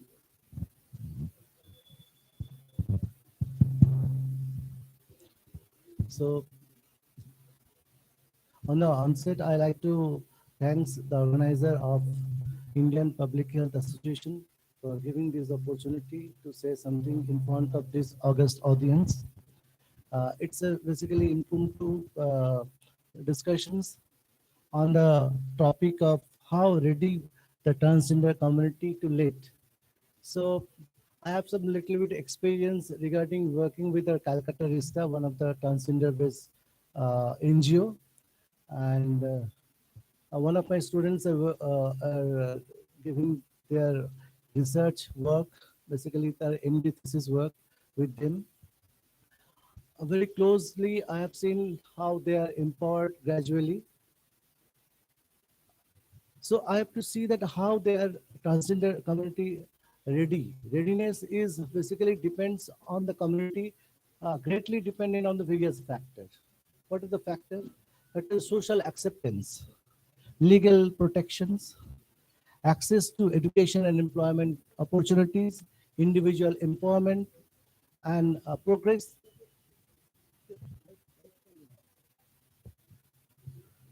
and individual empowerment. While progression has been made in many countries towards recognizing and supporting transgender rights, there is still significant challenges that hinder their ability to lead. So what are that? Social acceptance. As a society, we are not accepting our transgender populations, the brothers of sisters of transgender community, and we are expecting that how much they are ready to lead the society. So what the problem they are facing? The social acceptance, basically transgender individual often face discrimination, prejudice, and violence due to their gender identity. This create a leadership position, barrier to the leadership position, as they may be excluded, marginalized, and face bias in professional setting. However, society's attitude evolve and more people are educated about the transgender issues, acceptance and support for the transgender leaders are going. In this consequence, I like to say that one of my workshop in a school health program run by the school was behave little bit aberrated from the rest of the student. He says the student is not behaving, their attitude is like is little bit of different, and his colleagues, his friends are bullying these children. And see what happened one day, the parent they argue that if this particular boy is read in this school, their student will be get transferred to other institute. In this case, the headmaster and the working committee of the school decided, as the children are suffering from not suffering, it is not their any problem, only because they are doing only little bit of different type of attitude, what the majority students are not doing. So it is not the students' fault. It is not fault at all. In spite of the problem created by the majority of the guardians that students will be, that children will be transferred to the different school, the school authority was stick to the principle continue we study in this school. rather than other students, those who are not able to, not willing to stay, not willing to study with this with this school, they are transferred. So gradually, the people's are they're learning, become learning, and they're accepting. Acceptance is started from the school level also, and even in the syllabus also. The transgender student how to deals with care, with empathy, that is taught in the school level, and it is comes in the syllabus also. At least whether it comes on syllabus, I don't know, but the module itself is lots of example, and that is the role play is done in front of the students. Then come to the legal protections. The legal framework in the country play a crucial role in enabling transgender individuals to lead. It plays comprehensive anti-discrimination law and protection of the gender identity.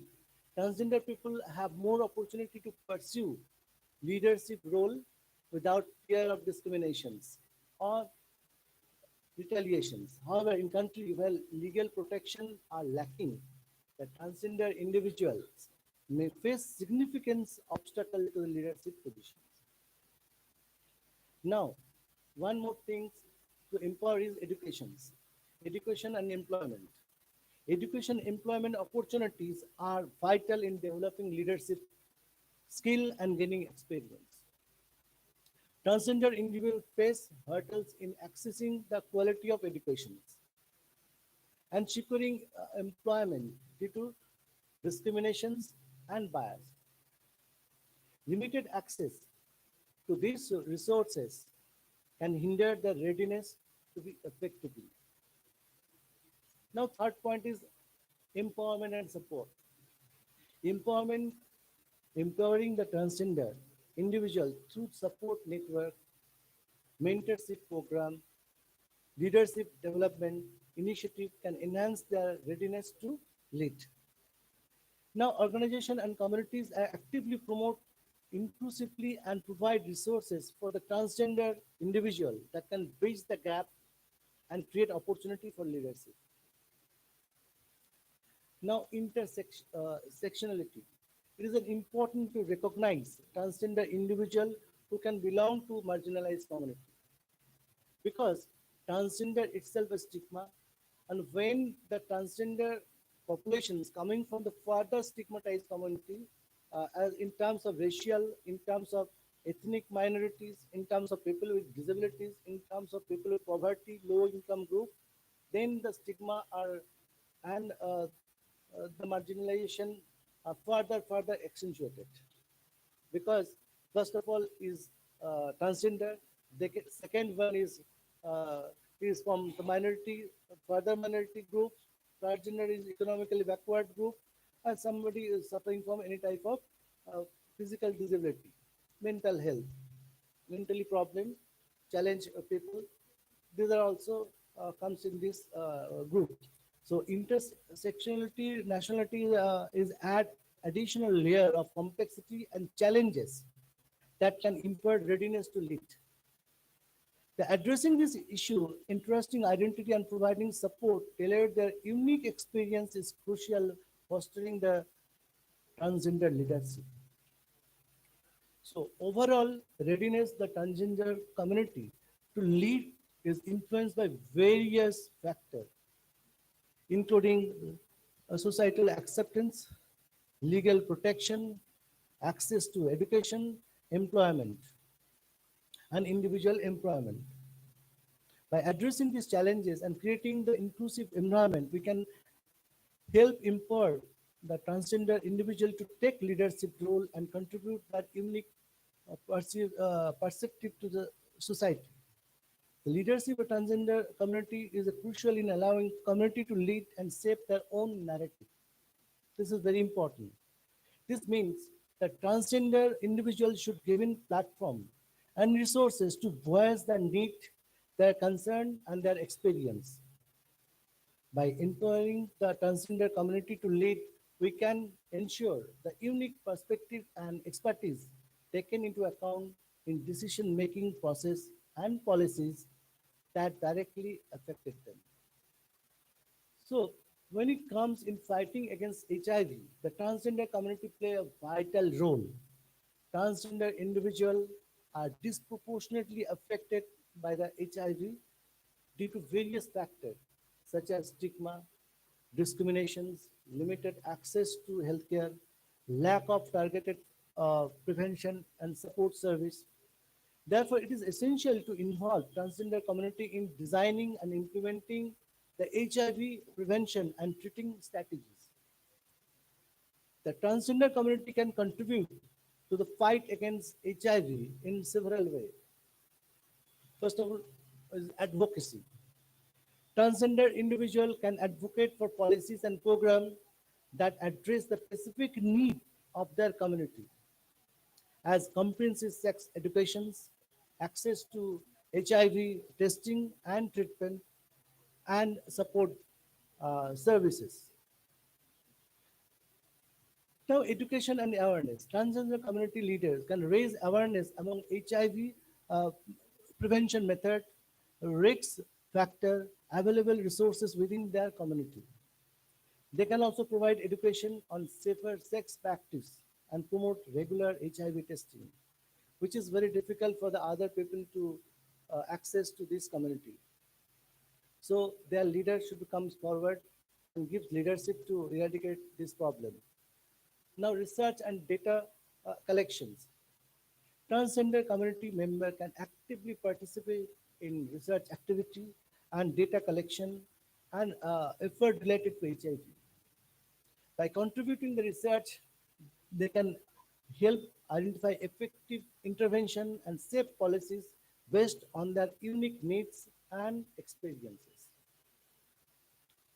Now, collaboration with healthcare providers. Transgender community leader can collaborate with a healthcare provider to ensure that transgender individual receive culturally competent and inclusive of HIV prevention, testing, and treatment services. So, the overall leadership of transgender community is essential in fighting against HIV. By involving transgender individual in decision-making process, empowering them to lead, we can work towards more effective and inclusive strategies to address the HIV endemic within this community. Within this, I like to call Mrs. Honey to share her experience, what they're doing regarding this, and how they are empowered when we coming to this Kolkata ISTA from your journey, madam. When you come to the Kolkata ISTA, how you empowered yourself and you are engaged in the community service. Apni Bangladesh, you can say in Bengali or Hindi, whatever you like. Thank you, sir.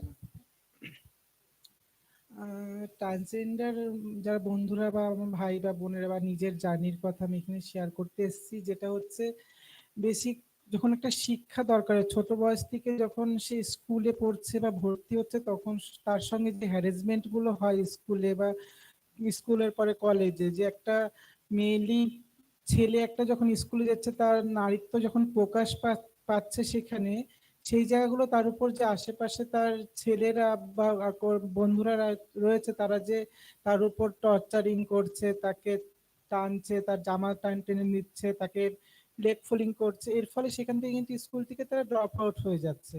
Drop out হওয়ার পর কি করছে, সহজে সে যখন পড়াশোনা করতে পারছে না তখন চলে আসছে বিভিন্ন যে আমাদের সকল সমাজে হিজড়া ঘরানাগুলো রয়েছে সেখানের সঙ্গে যুক্ত হয়ে যাচ্ছে, আইদার ওয়েস্ট বেঙ্গলের বাইরে সে প্রোগ্রামে বা ডান্সের প্রোগ্রামে চলে যাচ্ছে, বেশিরভাগ এটা হচ্ছে।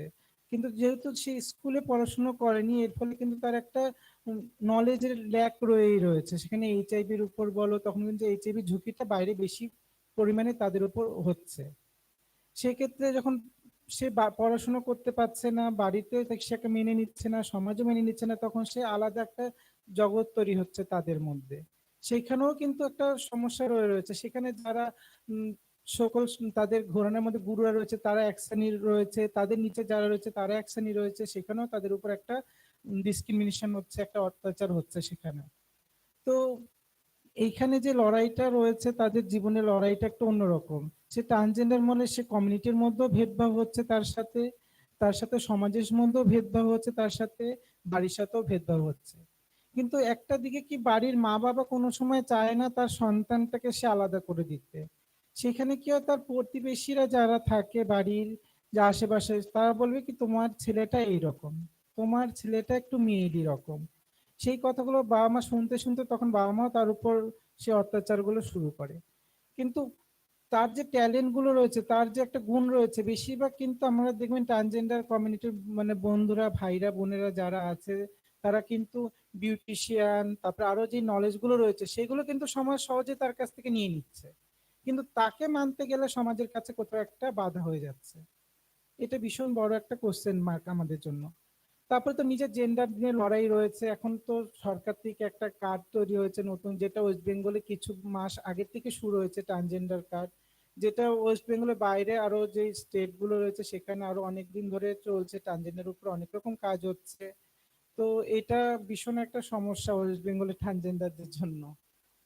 আর কাজের জায়গায় যারা পড়াশোনা করছে বা ওই লড়াই করে কিছুটা এগিয়ে গেছে, তাদের কাজের জায়গার ওখানেও ভীষণ প্রবলেম হচ্ছে। হয়তো ডাইরেক্ট তোমাকে বলবে না যে তুমি ট্রান্সজেন্ডার, তোমাকে বের করে দেবে, কিন্তু তোমার সঙ্গে এইরকম বিহেভিয়ার করবে কাজের ওখানে, কাজের জায়গাগুলোকে তুমি কাজ সেই জায়গাগুলো ছেড়ে দিতে বাধ্য হবে। তারপরে টয়লেটের ভীষণ সমস্যা রয়েছে জীবনে একটা। আমি একটা ট্রান্সজেন্ডার মানুষ, আমি ছেলেদের টয়লেটে যাব না মেয়েদের টয়লেটে যাব, সেটা আমার একটা কনফিউজ সবসময় থাকে।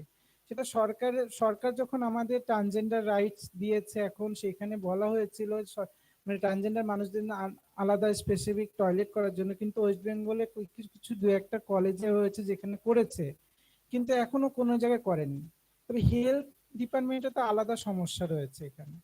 সেখানে ধরো যেখানে যাচ্ছে, একটা মেয়েদের জন্য রয়েছে, একটা ছেলেদের জন্য রয়েছে, কিন্তু ট্রান্সজেন্ডার জন্য কোথাও নেই।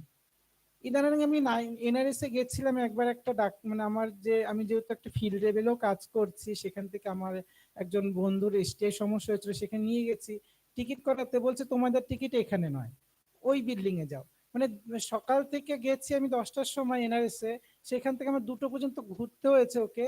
তারপর আমি ঝগড়া করার পর ওখান থেকে দিয়েছে আমাকে টিকিট করে। তো যখন সরকার বলছে তোমাদের আমাদের আলাদা সবকিছু দিচ্ছে, তো এই জিনিসগুলো আমাদের জন্য এখনো প্রোভাইড হচ্ছে না সরকার তরফ থেকে বা সমাজের তরফ থেকে। Transgender, what is transgender? সেটা as per the Transgender Person Protection Act 2019, the transgender person means a person whose gender does not match with the gender assigned to the persons at birth, and include trans man or trans women, where or not such persons has undergone sex replacement, reassignment surgery or hormone surgery or laser surgery or such other therapy. Persons with other intersex variation, gender queer, and persons having such socio-cultural identities such Kinger, Hijra, Gupta, these are the name, their nomenclature present in the market. So Madam says that there is a certification issues regarding transgender community.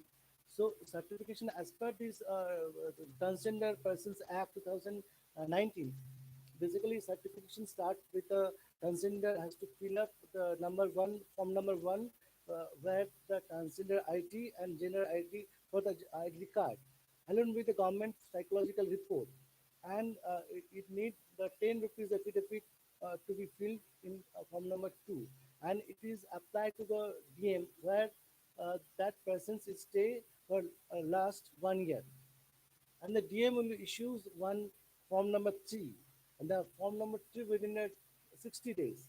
Within this form, they can issue a certificate of transgender or ID of the transgender ID card. With this card, that persons can undergo sex reassignment surgery and reassignment surgery, and this applied for the certification after reassignment surgery. Then again apply for the certificate of change of gender, and this certification change in gender in form number one, then transgender ID card, then the issues from the certificate from the medical superintendent or CMO, and along with this the affidavit should be needed, and it is processed to the DM, and DM will get the gender change certificate. So these things help the community a lot. But this legislation is the first steps to the mainstreaming of the transgender population. Apart from that, the abolition of the 377 was one of the empowering issues. In this stage, that it was shown that treating the consensual the homosexuality sex between the adult is a crime, is a violation of fundamental right itself, and it is protected by Indian Constitution. And one important issues that is in South, that is Nalsa. Nalsa is an important important one. Nalsa filed as government of India in 2014, and in this verdict, the transgender persons are able to declare their self-identified gender. Nobody can ask their gender. If somebody says I'm male, I'm male. If somebody says I'm female, whatever they wear, the sari or salwar, it doesn't matter. So it's a great achievement for them. So under this thing, we can conclude our discussion, and I'll hand over to mic to our chairperson, Dr. Somnath. Thank you. It was a nice session. I mean, uh, we know that there is significant reduction in infection in the key population, and but still, in the recent HSS report, the HIV Sentinel Surveillance Report, it has shown that it's still concentrated around the high-risk groups, and most common is the people who inject drug ITUs, and next is the transgenders. So there are many aspects of this, and the important issues for led communities lead one. I mean, the community involvement is important because many issues need to be resolved, and for that, community participation and intersectoral coordination, all these things are very important, like to improve the adherence of the drug, as it's a lifelong process. So that's one important issue. And another important issue is the addressal of the stigma and discrimination, which, I mean, some groups may face in a great deal. So for that, we have heard from our speakers, uh, from one person from the transgender community from Kolkata Rista, and Dr. Sanjay Shah. So we can conclude the session for now. If there is any question, it can be discussed afterwards. Thank you. So thank you all. Dr. Noskar has been requested to hand over mementos to our esteemed speakers. Two speakers.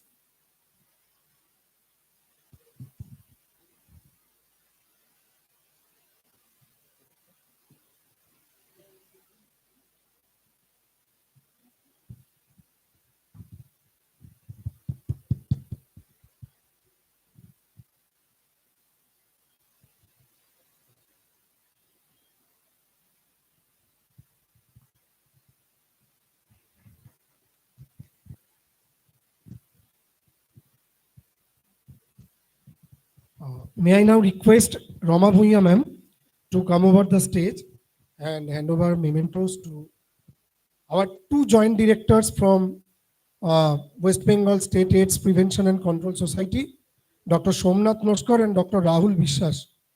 Dr. Rahul, please come over the stage.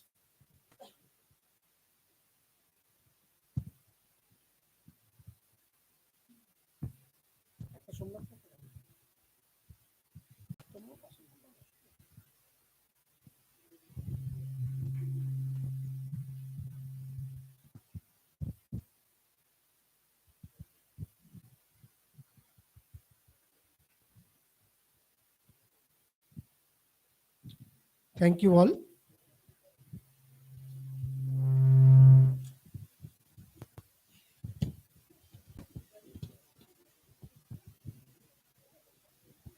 Our next session is a very interesting session. Realities of HIV surveillance in India and HIV caseload estimates. The session will be dealt by none other than Professor Dr. Ranjan Das, Director of this institute, and the session will be chaired by Professor Dr. Mousumi Basu, HOD, Department of Community Medicine, IPHA.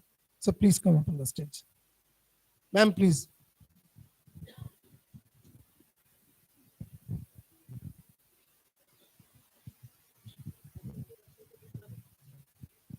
কোনো দরকার নেই। না sir, যদিও সবাই আপনাকে চেনে, হ্যাঁ, স্যারের শর্ট সিভি যেটা আমি বলছি তার থেকে মানে তাহলে লংটা কি হতে পারে জানি না। স্যার হচ্ছেন professor Ranjan Das, director all India institute of hygiene Kolkata and director professor of PSL central health services, minister of health and family welfare, government of India. And Sir is MD in 1996, obtained PG certificate in hospital management in 1997 and PG certificate in health and family welfare 1998 and certificate course in field epidemiology 1995. Sir has 31 years of experience and Sir is the expert committee member of National Stem Cell Therapy Guidelines of ICMR, National Scrutiny Committee for Research Proposals of Minister of Health and Family Welfare, National Expert Committee on Management of Fluorosis. And Sir established the following 10 new institutes. Namgulo ami bolbo sir, and 3 new courses. And Sir is the PG guide, and Sir is the MCI coordinator, and published 2 books and 36 number of international national journals, and thesis guide of 25 PG students. Thank you so much, madam. Respected chairperson, Dr. Mousumi Basu, organizing chief secretary, my respected colleagues, dear friends, and students. This is a great pleasure for me to be invited to give a talk on the estimation of HIV/AIDS, how it is done in India, because that is of very pertinent relevance, particularly for our postgraduate students, whether they are from the medical stream or from the non-medical stream. And as has been already told a little while ago by my respected colleagues, that the community has to take the lead, and without community taking the lead, we will neither be able to achieve the 95-95-95 or the 100-100-100 goal of 2030. So I will just take you through a very quick review of the things, because most of the things have already been dealt with by two of my previous colleague speakers, respected speakers. And just to take you through, so the first and foremost important thing is that for getting a successful public health response, we need to have a robust surveillance system. That's the first keyword. And this was already understood by WHO and UNH, and they initiated this HIV surveillance.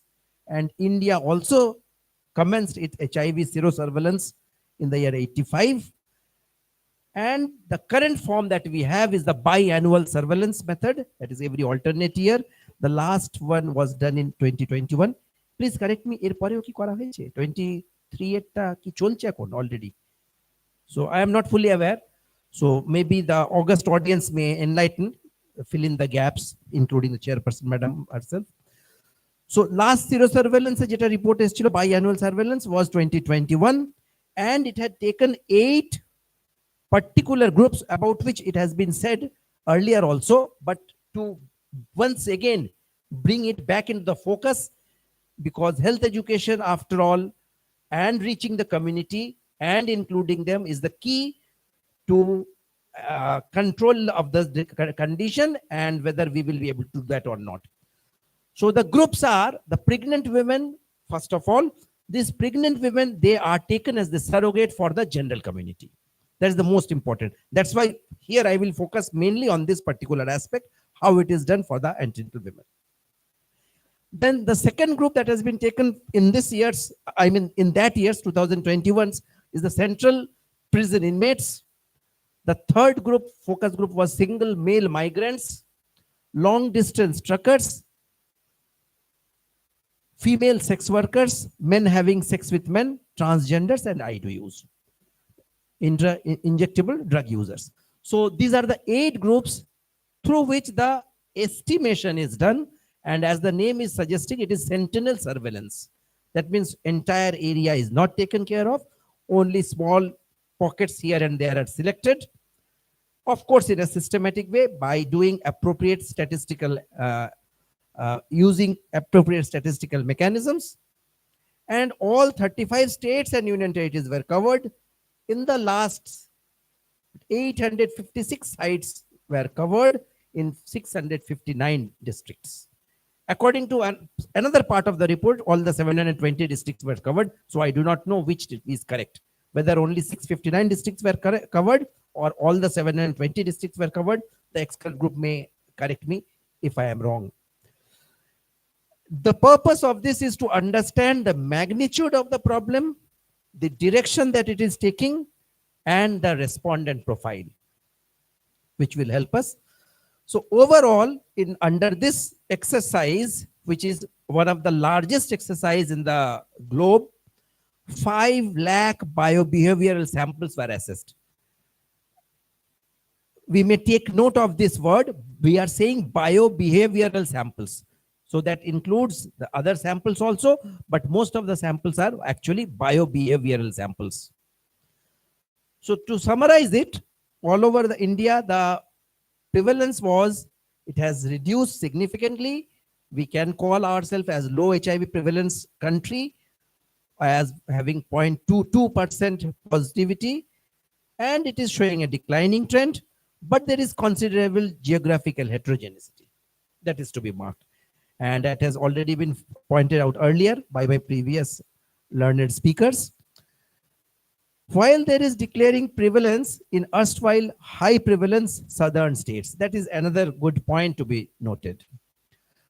But the high endemicity in northeastern region persists, a point which has to be, we will have to take care of. And NACP phase 5, it wants to end HIV as a public health threat by the year 2030. It has already been said, 100 policy. This was the 17th round of HSS, and it was coordinated by 9 public health institutions. All were government institutions. 2 of the AIMS New Delhi, AIMS Bhubaneswar. Then VMMC from Delhi, ICMR had got 2, including NICET here in Kolkata, Eastern Zone, which was responsible for probably 5 states, NIV Pune, PGIMER, and RIMS. And of course, without the cooperation of the state AIDS control societies, this could not have been possible. In this particular addition of hepatitis B, C, and syphilis was also covered.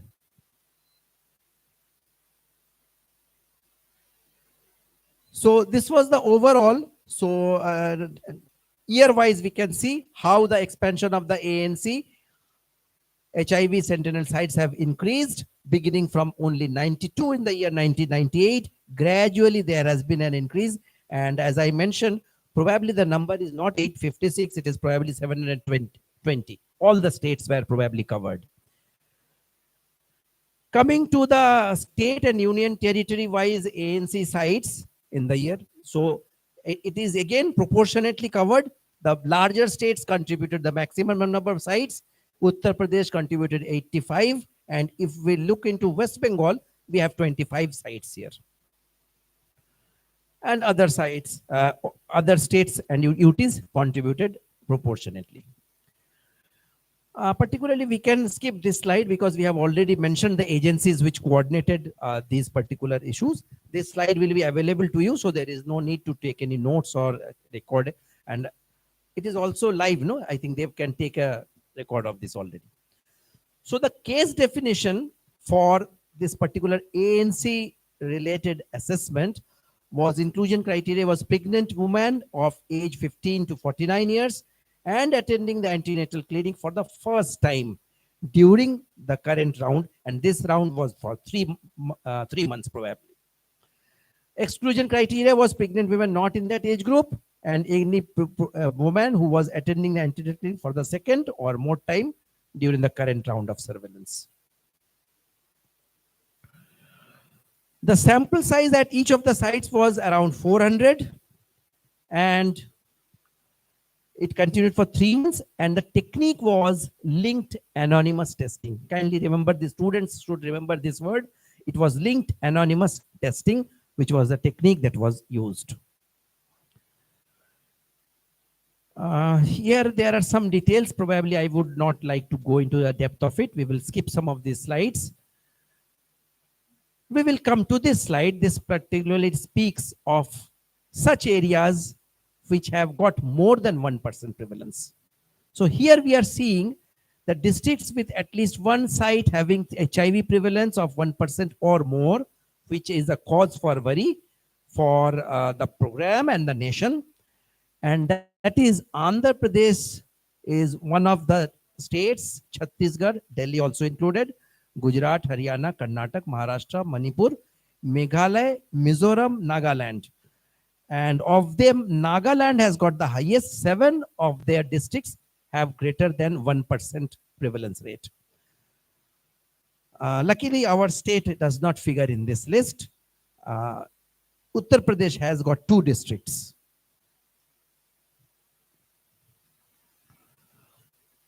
So I think we can skip this part also. The southern incidence is also coming down, as it can be seen in this slide. And western wise also, the prevalence is coming down and it's consistently coming down. Central region is almost showing a plateau for the last nearly 15 years. And state-wise, if we look in the northern region, so northern region is showing some fluctuations, although over the last 2 years, there has been some drop in the prevalence rate.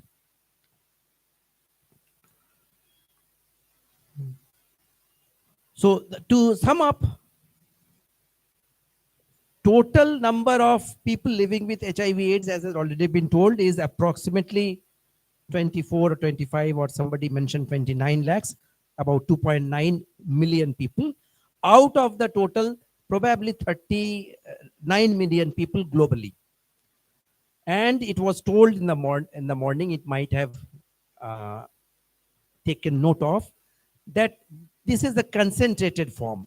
India is showing concentrations in some spots. Otherwise, we are having only 25 lakhs or 2.5 million out of the around 32 million, 39 millions. So annual new infection rate has been estimated at 62.97 thousand in the year 2021 in India. And the decline in the annual new infection rate is significant, being 46.3% at the national level in between 210 to 2021. So that is a thing that we can credit ourselves with, that the program has made significant contributions and is well on target towards achieving our 2025 and 2030 targets, if we are able to take care of the communities and take them together. ART related deaths have also, they are also lowering and standing at 41.97 per thousand in 2021 in India. And there has been a decline of you see, 3/4, 76.5% reduction at the national level.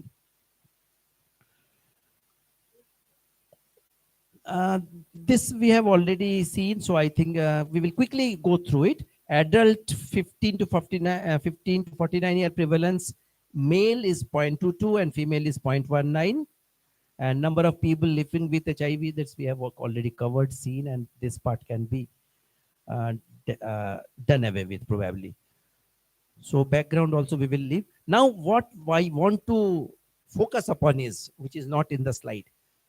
How do we involve the community?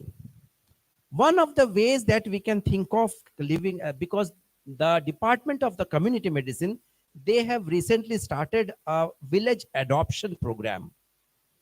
So village adoption program could be one of the modalities by which we can have closer interaction with the community in such, and in case we are able to identify people who have higher risks within that community. That is one method. Also, most of the districts are now having CHOs, community health officers, and they are holding their clinics also. So these clinics and the people, I mean the professionals who are managing these clinics, if they can be trained further, particularly they could be sensitized about the many of the things which have been discussed a little while ago by our respected friends from the transgender community. So those things will be helpful.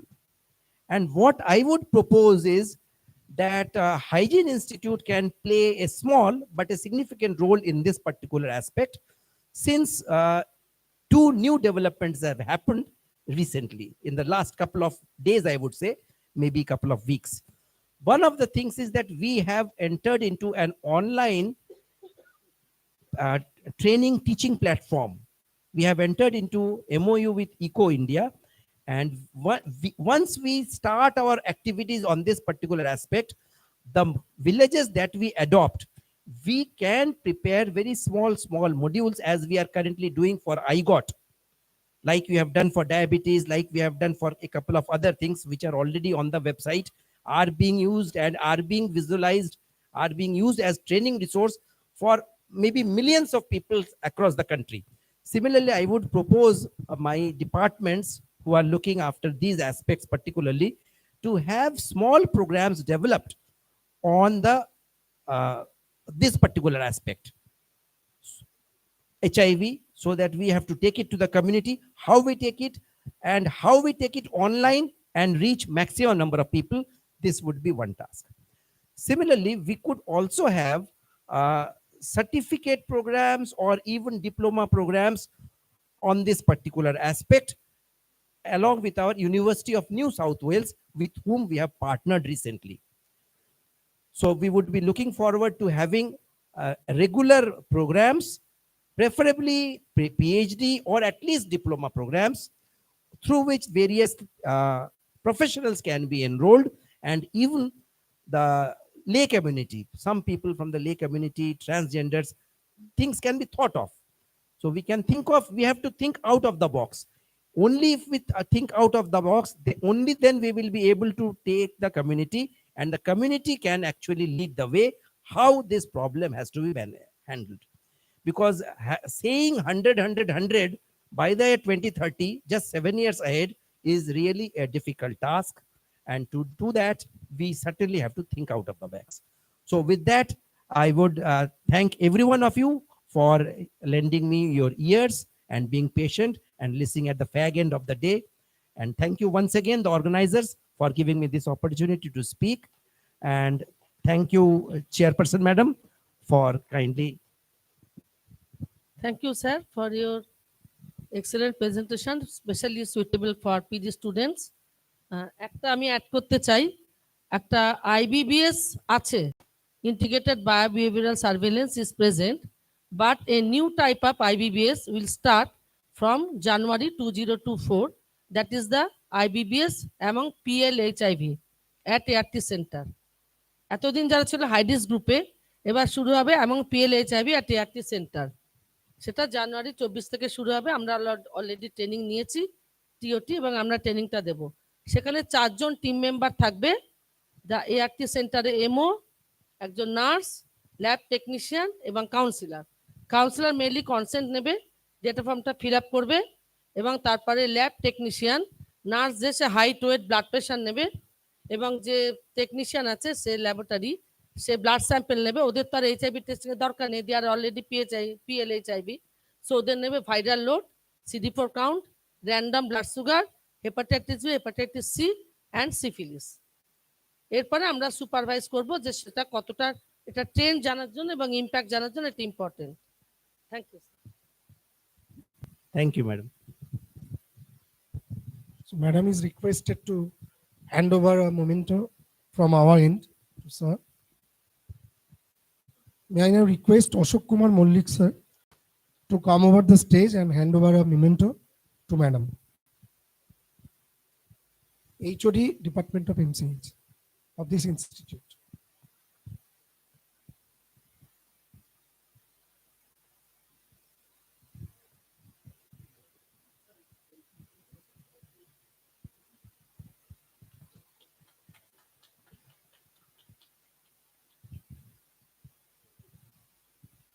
Thank you all. So now our last session.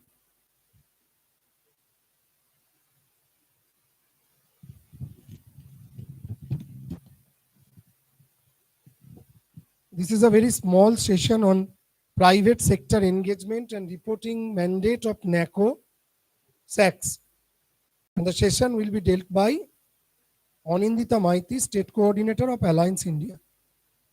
The session will be chaired by Professor Dr. Leena Bandopadhyay, Professor of this institute.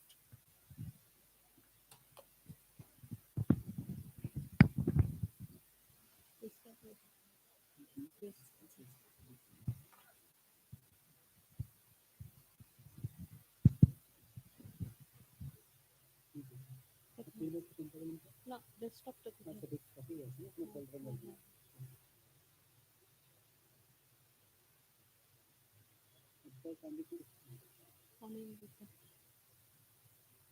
আমি just একটা display করে রাখবো দেখে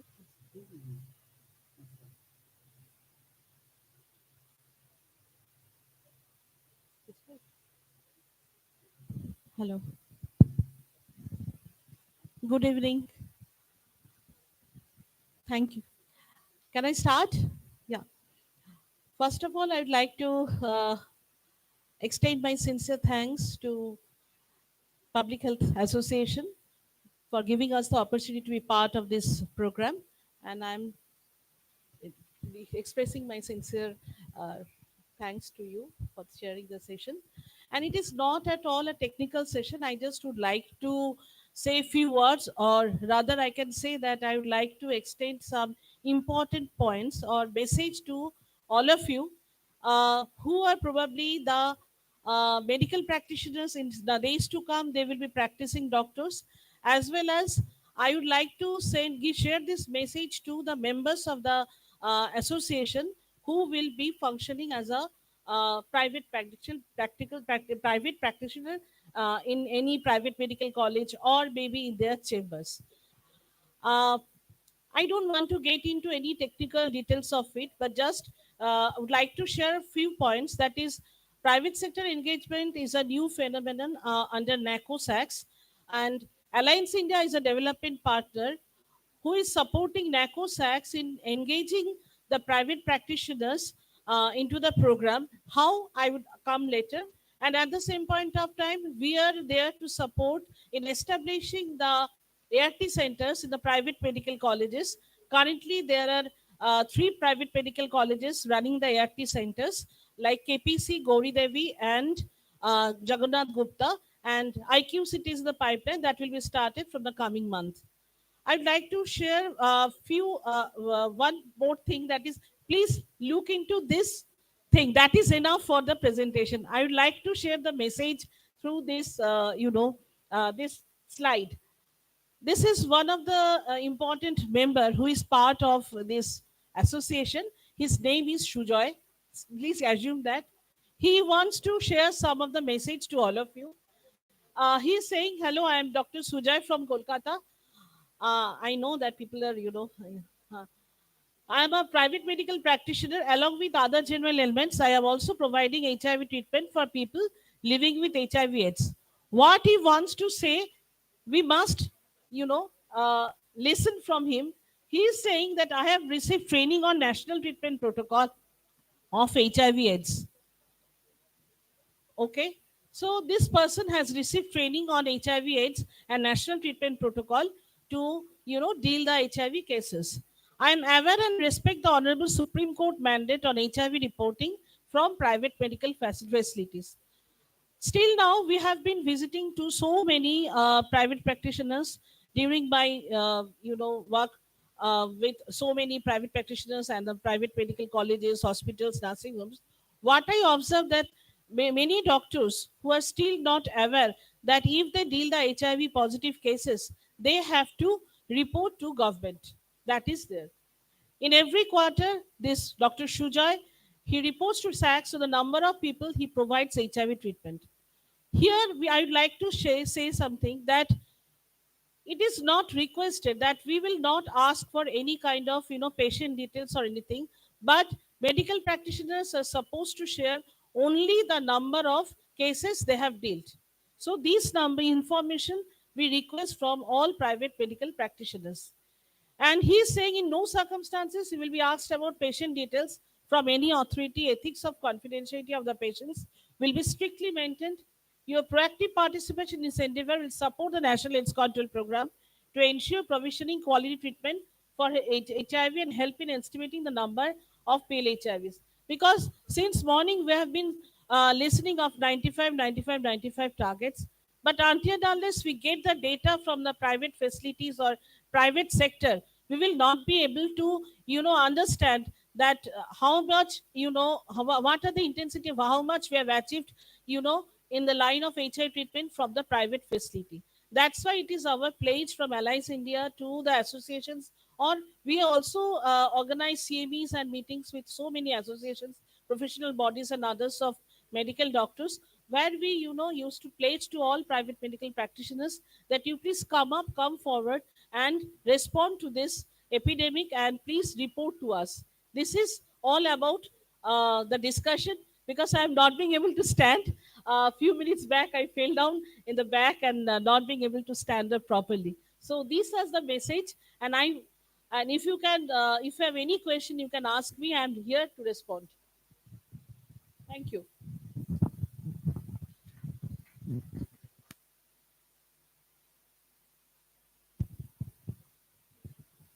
Huh. You can take a seat. You can take a seat. Madam, yes. Thank you, Madam. Madam Anindita Maiti. She has nicely explained about the role of medical practitioners in HIV/AIDS program. So NACO and, Madam, please. NACO and SACS has already started the involvement of the private practitioners in detecting the cases and also for enrollment of the patient in the system.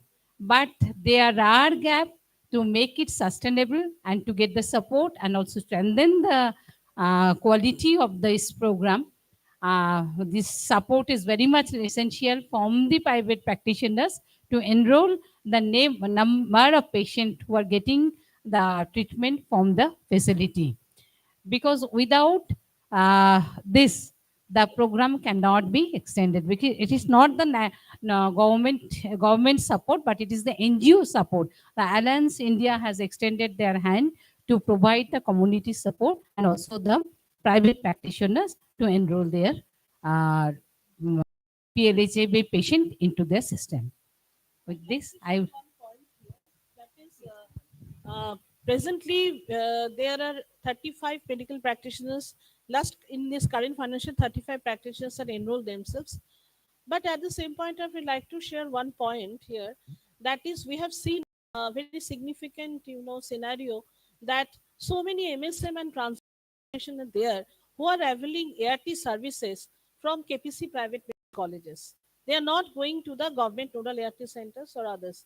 And at this point of many private practitioners are there who are treating the basically the key population, the key transgender MSM group and others. So it is a kind request to all the association members that any of you may be dealing one cases at a time, maybe one HIV cases at a time.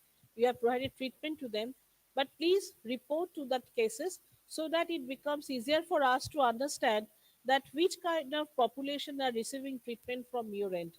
So this is a request, and this is a, it's not a technical session or this kind of session. It is a request session to request, what I've said is a pledge to all of you that you please report to these cases.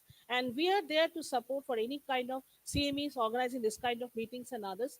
So maybe in near future you can also contact us for any kind of conferences, seminars, and others. Thank you, madam. Thank you, ma'am. I now request Lina madam to hand over a memento to Anandita madam.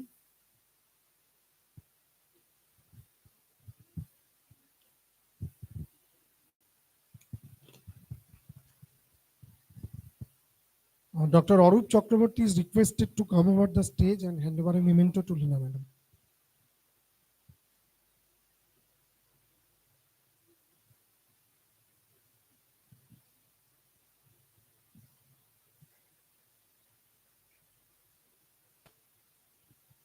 Thank you. Thank you all. So now the time for closing remarks. Closing remarks, the way forward by Dr. Kaushik Mitra, Honorary Secretary General, IPHA Headquarters. Dr. Kaushik Mitra, please.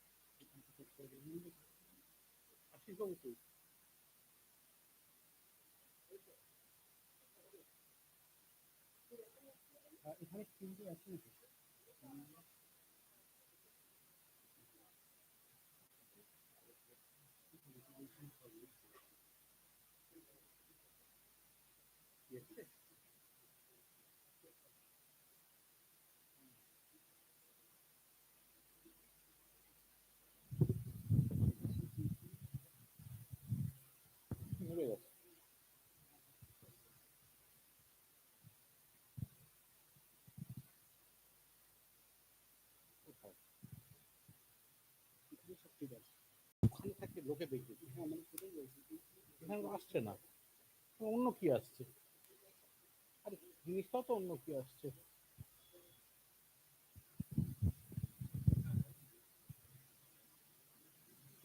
Conference ওটা training programme, ঠিক আছে, training programme.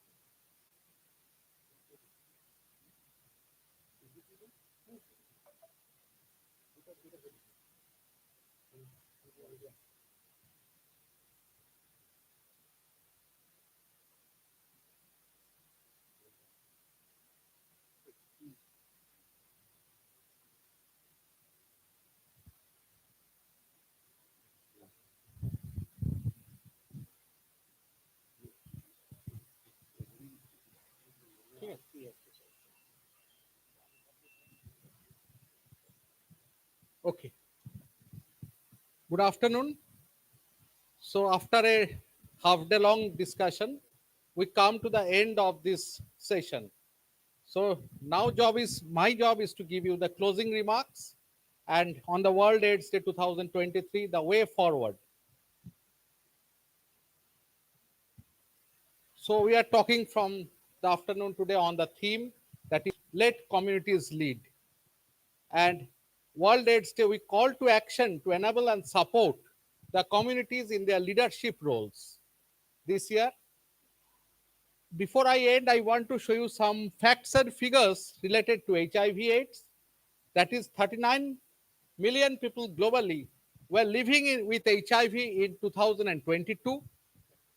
13 million people became newly infected in 2022. 6,30,000 people died of AIDS-related illness in that year, and 29.8 million people were accessing antiretroviral treatment. But do you think these are enormous? Yes, definitely they are enormous figures, but there are ray of hope. What's that? Now I show you some other figures. New HIV infections have been reduced by 59% since its peak in 1995. So although the figure is huge in 2022, but it was more and more in 1995 as compared to 3.8 million people in 1995. And AIDS-related deaths, they have also been reduced by 69%. It is really a huge amount, 69% reduction in HIV and AIDS-related deaths since its peak in 2004, and reduced by 51% since 2010. But this has really happened. Why? We have already talked about 95, 95, 95 since good afternoon. And several countries like Botswana, Zimbabwe, Rwanda, they have achieved the target of 95, 95, 95. That is 95% of the PLHIV are aware that they are HIV infected. And of them, 95 are on HIV treatment. And of these 95, 95% are virally suppressed. That is, they cannot transmit from them to another. They become untransmissible. U is equal to U. So we have already talked about antiretroviral therapy today in the morning. That's very important part of the discussion today. There are ART centers all over India, all over West Bengal, who care for the people with HIV. Yes, we talked about private sector engagement for HIV response. Private sector engagement can increase client-centered care, leverage additional resources for HIV response, increase innovation, find new ways of doing business, and lead to improved efficiency and sustainability of the overall HIV response. So private sector engagement is very important in this regard. And when we talk about let's community lead, so we have to know who are the key populations. Globally, median HIV prevalence among the adult population is 0.7%. But who are the key population? It's 2.5% among the sex workers, 7.5% among the MSMs, 5% among the IDUs, 10.3% among the transgender persons, and 1.4% among the people in prisons. So, community leadership roles need to be made more core in all HIV plans and programs, and in their formulation, budgeting, implementation, monitoring, and evaluation. So community leadership roles are the most important roles we are talking about since afternoon. So nothing about us without us. Second is community leadership roles need to be fully and reliably funded to enable the required scale up and be properly supported and remunerated. That is, not ending AIDS is more expensive than ending it. So we have to end AIDS. And barriers to community leadership roles need to be removed. So there should be regulatory environment. There should be provision of HIV services and ensures society space and protects the human rights of all, including the marginalized communities. So we have to remove the laws that harm, and we have to create the laws that empower. So one such law is this one, which has been passed in 2017, the Human Immunodeficiency Virus and Acquired Immunodeficiency Syndrome Act 2017 is one such law. So these are all my closing remarks. Thank you all. Thank you, our partners, NACO, West Bengal State AIDS and Prevention Control Society, and Alliance India. Thank you all.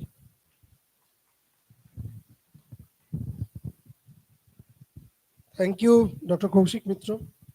So please stay on the stage.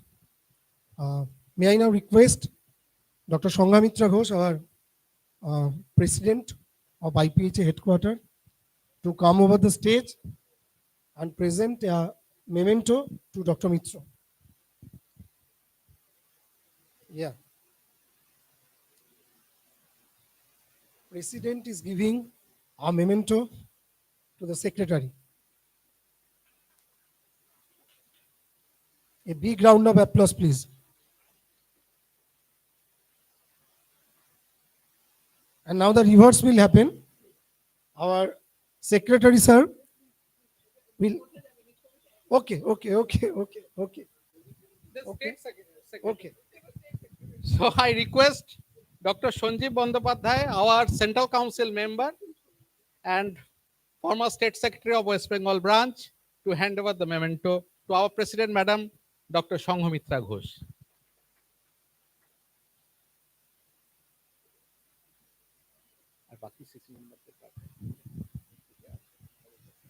Dr. Arup Chakraborty, please come over the stage.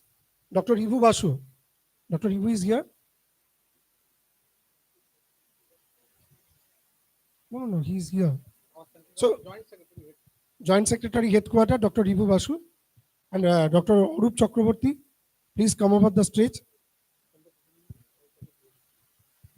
Presidents, Madam and Secretary Sir is requested. Both of them are requested to hand over a memento to Arup Chakraborty sir.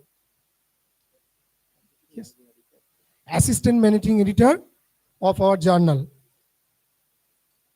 Indian Journal of Public Health. Okay.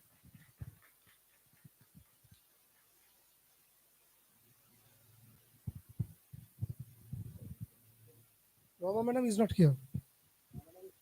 No. So at last, I want to invite Professor Dr. Shima Roy Madam to come up on the stage to hand over memento to Dr. Sanjeev Bandyopadhyay.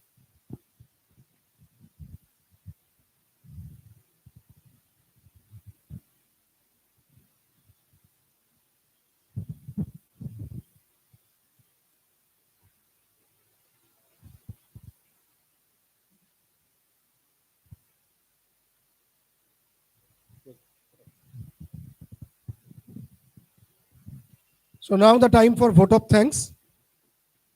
So after this long day session, a very good evening to all.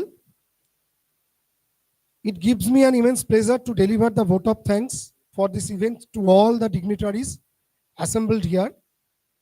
I'd like to thank Professor Dr. Ranjan Das, Director of this institute, for giving us the opportunity to conduct this program here in this auditorium today. I wish to express my gratitude to Dr. Sanghamitra Ghosh for her unstinted support, and Dr. Kaushik Mitra sir, Secretary General of IPHA headquarters, for his minute-to-minute guidance. I will be failing in my duty if I do not acknowledge the role of two joint directors of West Bengal State AIDS Prevention and Control Society, Dr. Somnath Noskar, Joint Director of TI Division, and Dr. Rahul Vishwas, Joint Director of CST and SI Division. I would like to thank Anindita Maiti, West Bengal State Coordinator of Alliance India, for her prompt response in making this program a grand success. I would like to thank all our office assistants for their untiring efforts for last couple of days for all sorts of arrangements for this program. I would also like to thank all the staffs and students of this institute, namely Dr. Rajdeep, Dr. Kritika, Dr. Rajiv, and staffs like Shambhu Babu, Anil Babu, Mukti Babu from this institute. But above all, we are grateful to all our esteemed members who took the pain to come over here to make this program a grand success.